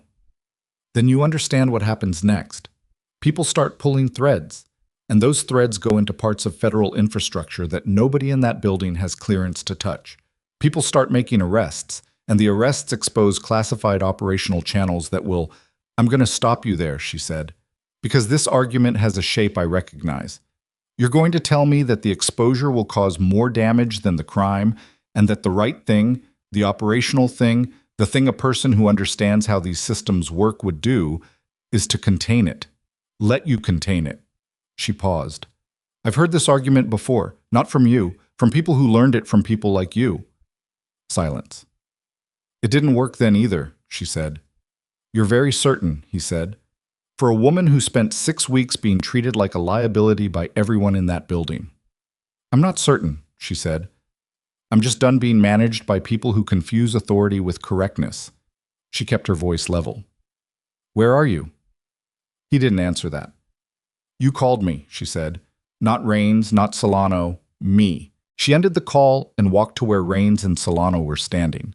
She relayed the conversation in full, without editorializing, which was the right way to deliver operational information, and which she did automatically at this point, the way breathing was automatic. Rains and Solano looked at each other. He's buying time, Solano said.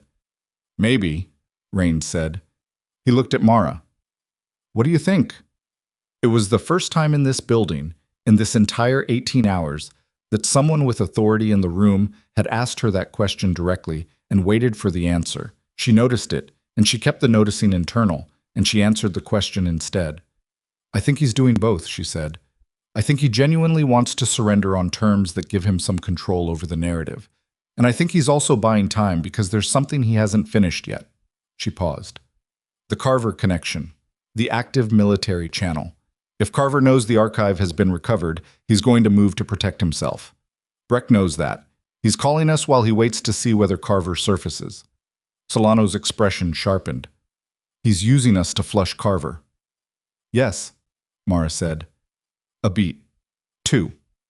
Rains looked at the floor, which was his version of rapid calculation. Then we agree to his terms. Rains, in person, location of his choosing, Voss present, and we use the time he gives us to run Carver down before Breck can use him as a bargaining chip. If Carver moves, Mara said, he'll move towards something he can use. Evidence he can destroy. Witnesses he can reach. She looked at Rains and she said it before the implication fully formed, because she had been running it in the background for the last several minutes, and it had just resolved into something clear and cold. He'll go for Pharaoh, she said. She's the institutional link. She's the only person who can testify to the recruitment structure, the veterans organization, the operational communications over 4 years. If Carver is trying to cut loose ends before he runs, she's the first one he reaches. She was already moving toward the room where she had left Denise Pharaoh. I told her to stay put. I told her not to open the door. Rains was moving behind her. You don't know he's in the building? No, she said. I don't know. She turned the corner into the south corridor. The door to room 412 was at the end of the hall. She could see it from here. Closed, the light under it still on, exactly as she had left it. Then the light under the door went out. Mara broke into a run. She hit the door shoulder first and it swung in hard, and she read the room in the half-second of entry the way she always read rooms. Dark now, the overhead off, the emergency exit sign providing a flat red light that made everything dim and wrong-colored. Denise Pharaoh was on the far side of the room, standing against the wall. A man was between them, not touching her but positioned in a way that made escape impossible. He was holding a phone rather than a weapon, which was more frightening in its way because it meant whatever he was doing required information rather than force. He turned when Mara came in. Late 40s. The specific look of a man who had been running logistics for a criminal network for 3 years and had expected to be invisible for at least 3 more. He was not large. He was not physically imposing. He was the kind of man who had never needed to be because the power he operated with was structural, not physical, and structural power doesn't require a body to enforce it. Carver. He looked at Mara. He looked at the door behind her. He made the assessment that Rains was 30 seconds behind her, that the corridor was going to fill with federal presence shortly, and that his options had just compressed to almost nothing. Wherever you think this is going, he said, you need to know that I have a dead man's switch on every piece of digital evidence in this investigation. Encrypted packages sent to media contacts on a 48-hour delay. If I don't enter a code every 2 days, the packages release, Mara said. I know what a dead man's switch is. Then you know that my arrest doesn't end this. It accelerates it. The exposure goes public, uncontrolled, and the collateral. What do you want? She said. He looked at her. Something in his expression shifted, the practiced operational composure giving way, very slightly, to what was underneath it, which was the exhaustion of a man who had been maintaining something complicated for too long. I want immunity, full. In exchange for the dead man's switch code, full cooperation, and testimony on every member of the network above my level. I can't give you that. Find someone who can. That's not a 48-hour conversation, she said. That takes time. That takes lawyers and prosecutors and people with authority I don't have, and you know that. Then buy the time, he said. You're good at that. Rains came through the door behind her, took in the scene, looked at Mara. She looked at Carver, at his phone, at the composed, exhausted face of a man who had 1 card left and knew it, and had decided to play it carefully. The dead man's switch, she said. Is it real? He held her gaze. Yes. She believed him. That was the problem. She believed him the same way she had believed Doyle about the archive and Breck about Kandahar. Not because she wanted to, but because the truth had a specific texture when people were done performing and just saying it, and she had learned across a great many difficult rooms to recognize that texture. Rains, she said. She didn't look away from Carver. I need you to make a call. To who? To whoever above Solano has the authority to open an immunity negotiation tonight. She paused. Because if this man's switch triggers, everything we've built in the last 18 hours goes public in a way that burns the case and exposes classified channels. And I know what it does, Rains said. Then make the call. A beat of silence. Rains looked at Carver, at Mara, at the room. He made the call. Carver sat down on the edge of the empty bed. He set his phone on the mattress beside him and put his hands flat on his knees and looked at the floor. He looked, sitting there in the dark room with the red emergency light overhead, like a man who had been waiting for a room like this for longer than the investigation had existed, a room where someone finally said enough and meant it. Denise Farrow was against the wall. She was looking at Mara. Her expression was something that would take longer than this moment to fully name. Relief and shame, and something that was structurally similar to gratitude but wasn't quite there yet, because gratitude requires time, and what she had right now was just the immediate aftermath of 48 hours of terror ending in a way she hadn't expected. Mara stood in the center of the room. Her hands were not shaking. Her heart rate was elevated. The scar on her jaw caught the red light in a way that made it more visible. She realized, standing in the same hospital where 6 weeks ago she had arrived with a spilled coffee and an oversized scrub top and a deliberate invisibility she had spent years perfecting. And in the room down the hall, or the one above it, or the one at the end of the long trail that had started the moment a blood-soaked helicopter landed on the roof. In one of those rooms, there were federal agents and a red folder and 3 years of documentation and a wounded officer who had survived what was designed to kill him, and a surgeon who had recanted a complaint, and a charge nurse sitting on the edge of a bed waiting to find out if the thing she was willing to do could still be enough. Rains was talking into his phone. Carver was looking at the floor. The building was quiet in the specific way buildings are quiet when something large is ending and something else, not yet named, is about to begin. And then Rains lowered his phone, turned to Mara with an expression she had not seen before on his particular face, something between respect and the specific kind of relief that a person experiences when a calculation they have been running for a very long time finally resolves. They want to speak with you, he said.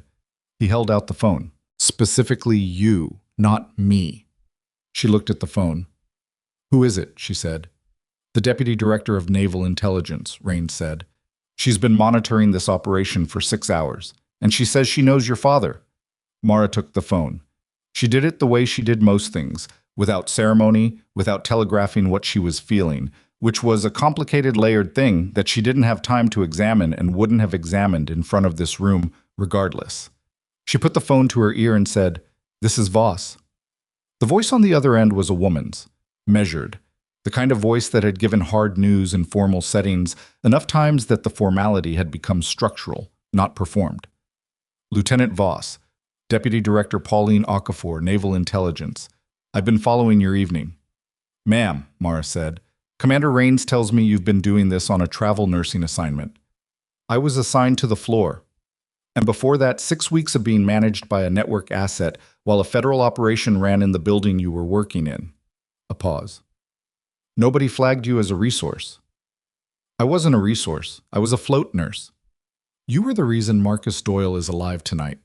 A beat. Not dramatic. Factual. I knew your father, Tom Voss. He was a corpsman on the same rotation I served on in '94. He used to say that the people who looked like they weren't paying attention were the ones paying the most attention. She paused. I understand now what he meant. Mara said nothing. Her father had been dead for 11 years.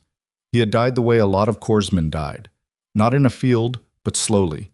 In a VA hospital, from the accumulated weight of things that didn't show up on any scan. She had not thought about him in connection with work for a long time, because she had learned that keeping those categories separate was a survival mechanism, and survival mechanisms existed for reasons. You mentioned Carver, Okafor said. He's in the room. He's claiming a dead man's switch on digital evidence packages. 48-hour delay. He wants immunity in exchange for the code and full cooperation. A pause. Not long. Is he credible? Yes, Mara said. My assessment. Then tell him he has a conversation, not a deal. A conversation with the right people in the morning. and tell him that the quality of that conversation will depend entirely on what he does in the next 12 hours. Another pause. He'll understand what that means. Yes, ma'am. As for Breck, Okafor's voice shifted slightly, not softer, but differently weighted. He reached out to our field contact 20 minutes ago. He wants to come in through Rains, as he told you. We're inclined to accept the terms. A pause. He's done enormous damage. He's also, by all accounts, someone who built what he built because he believed it was necessary. Both of those things are true simultaneously. The law doesn't have much patience for the second one when the first is this serious, but I want you to know we're not unaware of the complexity. I appreciate that, Mara said, and meant it less than she implied. One more thing, Lieutenant. The deputy director's voice took on a quality that Mara recognized as the preamble to something official. Your suspension from Mercy Crest was initiated this morning by administrative action. That action is being reviewed by the hospital's board effective immediately, at the request of this office. A pause. Whatever you decide about your future, I want you to know that your service record, sealed or otherwise, will reflect tonight accurately. You have my word on that. Mara stood in the dim room with the red emergency light overhead and the phone in her hand and thought about what that meant and what it didn't mean. Because she had learned a long time ago that official recognition was not the same thing as being actually seen, and that the two were worth wanting for different reasons. Thank you, she said. She handed the phone back to Rains. She looked at Carver. You heard the terms. I heard, he said. 12 hours. Whatever you're thinking about doing between now and morning, don't. He looked at her with the specific tiredness of a man who had reached the end of a road he had been on too long. I'm not going anywhere, he said. I've been waiting for this room for 2 years. She believed that too. She believed it the same way she had believed the rest of it. Not because it was comfortable, but because it had that particular texture of a truth, said by someone who had finally stopped managing their own version of events. Wallace Breck came in at 10:47 that night. He came through the hospital's service entrance, which was the location Rains had specified, accompanied by a man who turned out to be his personal attorney. Not a criminal defense attorney, not yet.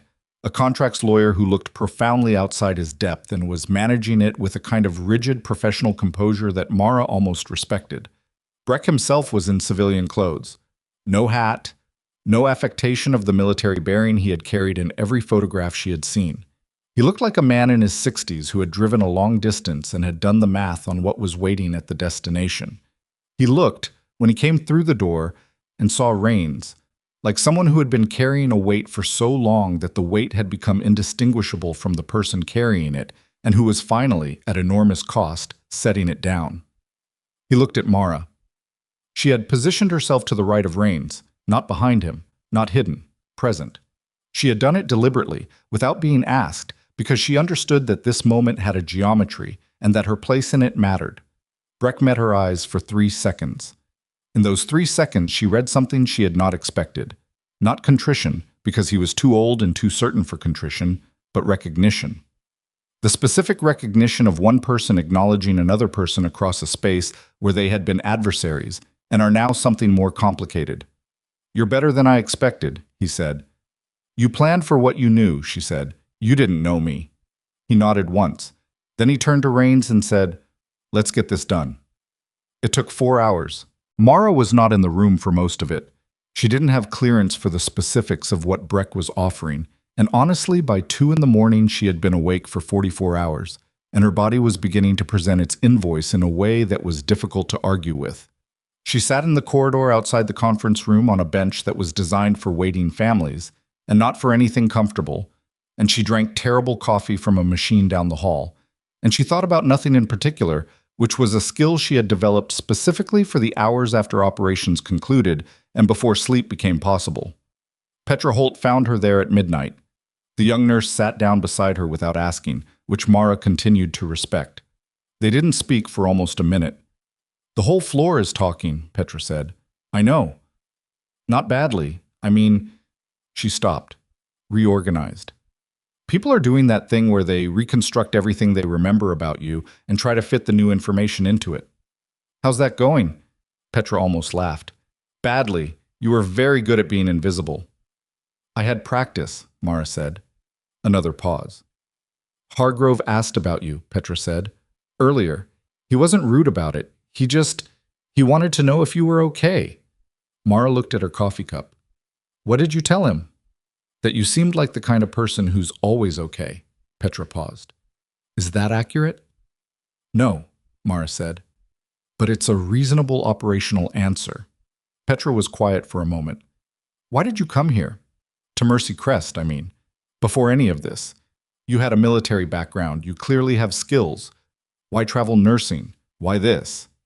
It was the most direct question anyone had asked her in 6 weeks. She considered not answering, and then she considered that she was sitting on a bench at midnight in a hospital corridor after the longest day of her recent life, and that the honest answer was the only one that was going to cost her anything, which meant it was probably the one worth giving.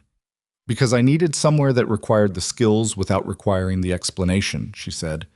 Because I was tired of being either invisible or the story. I wanted to just work, be useful, without having to be anything in particular. She looked at the coffee cup. It worked, mostly. Until it didn't. Petra nodded slowly. And now?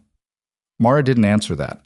Not because she didn't have an answer, but because the answer was still forming, and she had learned not to say things out loud until they were finished. The formal accounting happened over the following 3 weeks, and it was neither clean nor fast, because accountability at scale is never either of those things, no matter how clear the evidence is.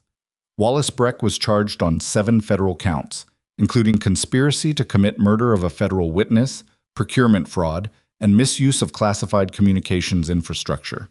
He entered a cooperation agreement that reduced the count but not the weight. He would serve time, significant time, in a federal facility, and his name would be attached to the case in every public document for the foreseeable future.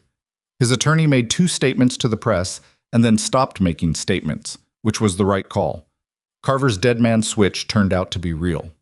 The immunity negotiation lasted 11 days and resulted in a cooperation deal that required his full testimony on 14 additional members of the Vantage Group network, 3 of whom were still actively serving in federal positions. Arrests happened across 6 states over the course of 10 days, coordinated through channels that Solano's office managed with the low visibility efficiency that Mara had come to understand was their standard operating mode. None of it was loud. All of it was documented. The paper trail that Doyle had built over 3 years turned out to be more complete than even the federal investigators had anticipated. It named names, traced transactions, and established a timeline that made defense strategies extremely difficult to construct. Denise Farrow cooperated fully. Her testimony on the Veterans Organization, its structure, its recruitment methodology, its communication protocols, was, according to Solano, the single most useful institutional account they had received. She was charged with 1 count of obstruction for her role in isolating Mara during the 6 weeks before Doyle's arrival, and that charge was eventually reduced to a civil penalty through her cooperation agreement. Her son's file, whatever leverage the network had held over her, was reviewed by appropriate military channels and closed without action because the incident in question turned out to be a disciplinary matter that had already been resolved years prior and had been inflated by the network into something more threatening than it was. When Denise learned that, she cried in a way that Mara heard about secondhand from Petra and did not seek further information about because some things were not hers to witness. Dr. Hargrove withdrew his complaint. He also, in a move that surprised the nursing staff more than anything else that had happened that week, requested a formal meeting with the hospital's credentialing committee to advocate for the creation of a combat trauma consultation protocol, a structured process by which staff with verified military medical backgrounds could be recognized and utilized appropriately in trauma situations rather than being managed out of rooms where they were needed. He did not do this gracefully. He did it with the specific awkwardness of a technically brilliant person attempting an emotional process they were not trained for, and it was ungainly and sometimes painful to observe, and it was also real, which made it worth something. Richard Ashby, the chief medical officer, reinstated Mara's clinical privileges on day 4 before the formal investigation had concluded, with a statement that her suspension had been initiated on procedurally incorrect grounds and that the documentation she had submitted at time of occurrence established the clinical validity of her interventions beyond any reasonable dispute. He delivered this notification in person, which she had not expected, and he did it with the slightly stiff formality of a man who was not accustomed to reversing his institution's positions and was doing it anyway because the alternative was worse, which she respected as a reasonable basis for doing the right thing. She thanked him. She did not make it easy or difficult. She just thanked him and went back to work. Captain Doyle was discharged on day 9. He was not fully recovered, would not be for months, and there were things about his recovery that the surgeons were carefully monitoring and not making promises about. He walked out of the hospital under his own power, which was the thing he had insisted on, and which Dr. Aldridge had reluctantly sanctioned after making him demonstrate that he could manage a flight of stairs without his blood pressure doing anything alarming. Mara was in the lobby when he came out of the elevator. She had not planned to be. She had been passing through on her way to the second floor and had seen the elevator doors open. She stopped. He looked better than he had in the storage unit. He still looked like a man who had been through something significant, which he had, but there was color in his face, and he was moving without the careful deliberateness of someone managing pain at every step, mostly. He saw her and stopped. "You're still here," he said. "I work here," she said. "I know. I just thought—" He paused. "I thought you might have moved on." "I'm finishing the contract," she said. "Another 6 weeks." He nodded. He looked like he had something to say and was deciding how to say it, which was not his usual mode. Doyle tended toward directness, she had gathered, when he was operating at full capacity. "I've been told the case is solid, that it goes all the way through." "It does," she said, "because of you." "Because of you," she said. 3 years of files. In a storage unit. Because you didn't stop. She met his eyes. "I was 1 night. You were 3 years." He was quiet for a moment. "We were both doing the same thing," he said. "We just didn't know we were in the same story." She didn't have an answer to that. It was true in the way that certain things are true. Not comfortably, not cleanly, but with a weight that settled and stayed. He shook her hand. It was not an emotional gesture. It was a formal one, the kind that military people use to mean something that would cost too many words to say out loud. She received it the same way. Then he left. She watched him go through the lobby doors and into the morning and did not feel the specific feeling she thought she might feel, which was completion. She felt something adjacent to it. Not an ending, but a shift, the way the weather shifts before rain, the whole atmosphere changing pressure and quality before anything falls. She was assigned to the trauma floor her last 6 weeks. Not by accident, Ashby had made the reassignment deliberately, and she understood why without being told, because hospitals communicate through structure the way some people communicate through silence. It was an acknowledgement. It was also practical, because the trauma floor needed what she had, and the trauma floor's staff had spent the previous 3 weeks adjusting their understanding of what float nurses could contain, and that adjustment had made them more functional across the board, which was the kind of outcome nobody had planned for and everyone benefited from. She worked. That was mostly what those 6 weeks were. Work. The ordinary productive version of it. Trauma cases and documentation in the particular daily rhythm of a unit that runs on managed urgency. She was not a hero there. She was a nurse with a specific background who was useful in specific ways, which was what she had always wanted to be. Hargrove's combat trauma consultation protocol went through the credentialing committee on week 3. It passed.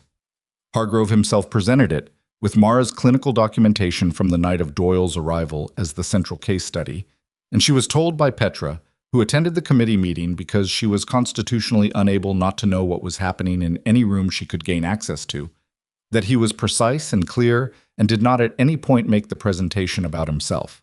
She was told that he used her name correctly and attributed her actions accurately, and that when a committee member asked whether the protocol would have saved the patient without Voss's specific intervention, Hargrove said, "No, it would not have," with the directness of a man who had been practicing that sentence. She was not there for it. She had been scheduled on the floor that morning, and she had not rearranged the schedule to attend, because watching a man do the right thing in a formal setting felt like something he should do without an audience for it. She heard about it afterward and thought he had done well. On her last day at Mercy Crest, Deputy Director Okafor called her again. Not through Rains, directly.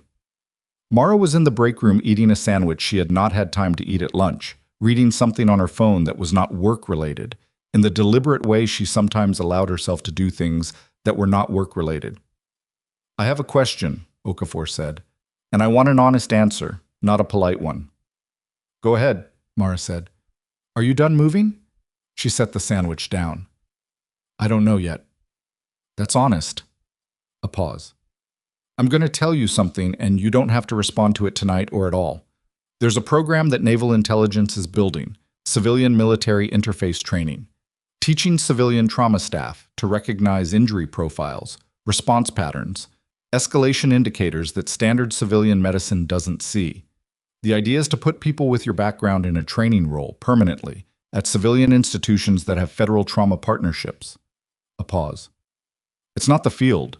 It's not a desk. It's something else. And the person who builds it gets to decide what it looks like." Mara looked at the wall of the break room, at the bulletin board covered in shift schedules and compliance reminders, and a photograph of last year's hospital picnic that someone had taped up there and never taken down, with people in it who looked relaxed in the particular way people look relaxed when they don't know the photo is being taken. "Who else is being considered?" she said. "Nobody. I'm calling you because you're the obvious answer, and I don't enjoy obvious answers that have already made themselves obvious." "I'm going to need time to think about it," Mara said. "I'd be concerned if you didn't," Okafor said. "Take the weekend. I'll call Monday." She ended the call. She picked up her sandwich. She thought about Kandahar, the way she had been thinking about it differently since Breck had put it in her head in a different frame, not as the wound it had always been, but as the thing it had also been, which was information. A shape of failure, the kind of thing you could study and map and build a better system around if you were willing to look at it long enough. She thought about Petra Holt, who had sat down beside her on a bench without asking, and asked the most honest question anyone had asked her in years. She thought about Dr. Aldridge, who had looked at her across a hospital room and adjusted her understanding of what was possible without making it anyone's production. She thought about Doyle, 3 years of files in a storage unit, doing the work alone because the work needed doing. She thought about Hargrove standing in front of a committee saying no, it would not have, with the plainness of someone who had finally decided that accuracy mattered more than image. She thought about 6 weeks of being treated like a problem and 1 night of being exactly who she was, and the distance between those two things, which was not as far as it had felt at the time. She thought about what she was good at and what it had cost her to be good at it in rooms that couldn't see it, and what it might look like to build the rooms differently. She left Mercy Crest on a Tuesday morning, which was not a day she would have chosen. Tuesdays had a flat quality, no narrative weight, nothing notable about them. But she had finished her contract on a Monday, and her ride was Tuesday, and that was how it went. She returned her badge to the desk near the main entrance. She had her canvas bag over one shoulder. Petra was there. She had not been scheduled that morning, which meant she had come in specifically, which Mara noted without comment. "Where are you going?" Petra asked. "I don't know yet," Mara said. "I have a call Monday." "Okay." Petra looked at her with the direct, uncomplicated assessment that had been her consistent mode from the beginning. "Can I ask you something?" "You will regardless," Mara said, almost a smile. "Do you actually like nursing, like separate from the military background and the trauma skills and all of it? Do you like it?" The question landed in a place she didn't expect. She thought about it honestly, which meant she thought about the medication reconciliation she had flagged on her second day that Hargrove had dismissed and that she had documented anyway. She thought about the teenager with the dislocated shoulder who had cried more than the situation required, and the way she had adjusted her approach to that patient, not because protocol required it, but because the crying was real and the pain was real, and both things deserved a response. She thought about Doyle's monitors climbing from 48 to 61 and the specific quality of that number going in the right direction. "Yes," she said. "I actually like it." Petra nodded. "Good," she said. "Because you're good at it. The real part of it." A pause. "Not just the dramatic part." Mara picked up her bag. She looked at the lobby, the information desk, the elevator bank, the east entrance where Denise Farrow had walked out fast on a morning that felt much longer ago than it was. She looked at it as a place she was leaving, which was different from looking at it as a place she was disappearing from, and that difference was something she hadn't been able to name clearly until this moment. She had not disappeared. Not once, not even on the days when she had done everything she could to be invisible. She had still been there, still recording, still watching, still present in the way that presence is sometimes most powerful precisely when it doesn't announce itself. The woman who had spent years learning to be overlooked had spent one night making herself impossible to overlook. And the thing she understood now, standing in the lobby on a Tuesday morning with a canvas bag and a Monday phone call she was almost certain she knew the answer to, was that neither of those was the real version of her. The real version was both. The quiet and the decisive. The record-keeping and the field instinct. The patience that looked like timidity from the outside and the knowledge that understood when patience had reached its limit. Those were not opposites. They were the same tool, and she had spent 11 years learning to use it. And she was not done learning, and she was not done using it, and the next room she walked into would find that out exactly as the last one had. On her own terms. On her own schedule. She walked out through the main doors into a morning that was overcast and slightly too cold for the season, which was not a cinematic send-off and was exactly right, because her life did not run on cinematic send-offs. It ran on the next task, the next patient, the next documentation that someone would someday need, the next room full of people who had decided in advance what she was and would spend the next hour or the next week or the next crisis finding out they had decided wrong. She walked to the bus stop, sat down. The bus was 4 minutes late, which was typical. She got on. She found a seat near the back. The city moved past the window in the way cities do when you're leaving them. Suddenly more specific, more detailed. The individual buildings and intersections clarifying into something you notice only when you know you won't be seeing it the same way again. Her phone was in her pocket. Monday was 4 days away. She was, she thought, approximately ready for whatever came next. Not completely ready. She was never completely ready. And she had stopped pretending that completeness was a realistic target. But ready enough. Trained enough. Scarred enough. And experienced enough and honest enough about both to do what she had always done, which was walk into the room and see what it needed and provide it, without permission, without announcement, without waiting for someone to notice that she was exactly the person the situation required. The bus moved. The city fell away behind her. She had been the nurse they called dead weight. She had been the float who everyone forgot and no one saw.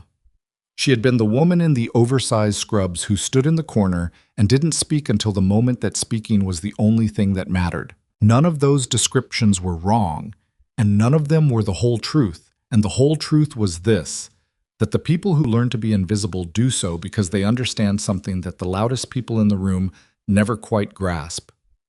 That power is not about how much space you take up. It is about knowing, with absolute precision, the exact moment to stop being invisible, and then doing it, without hesitation, without apology, without once looking back to see if anyone is watching.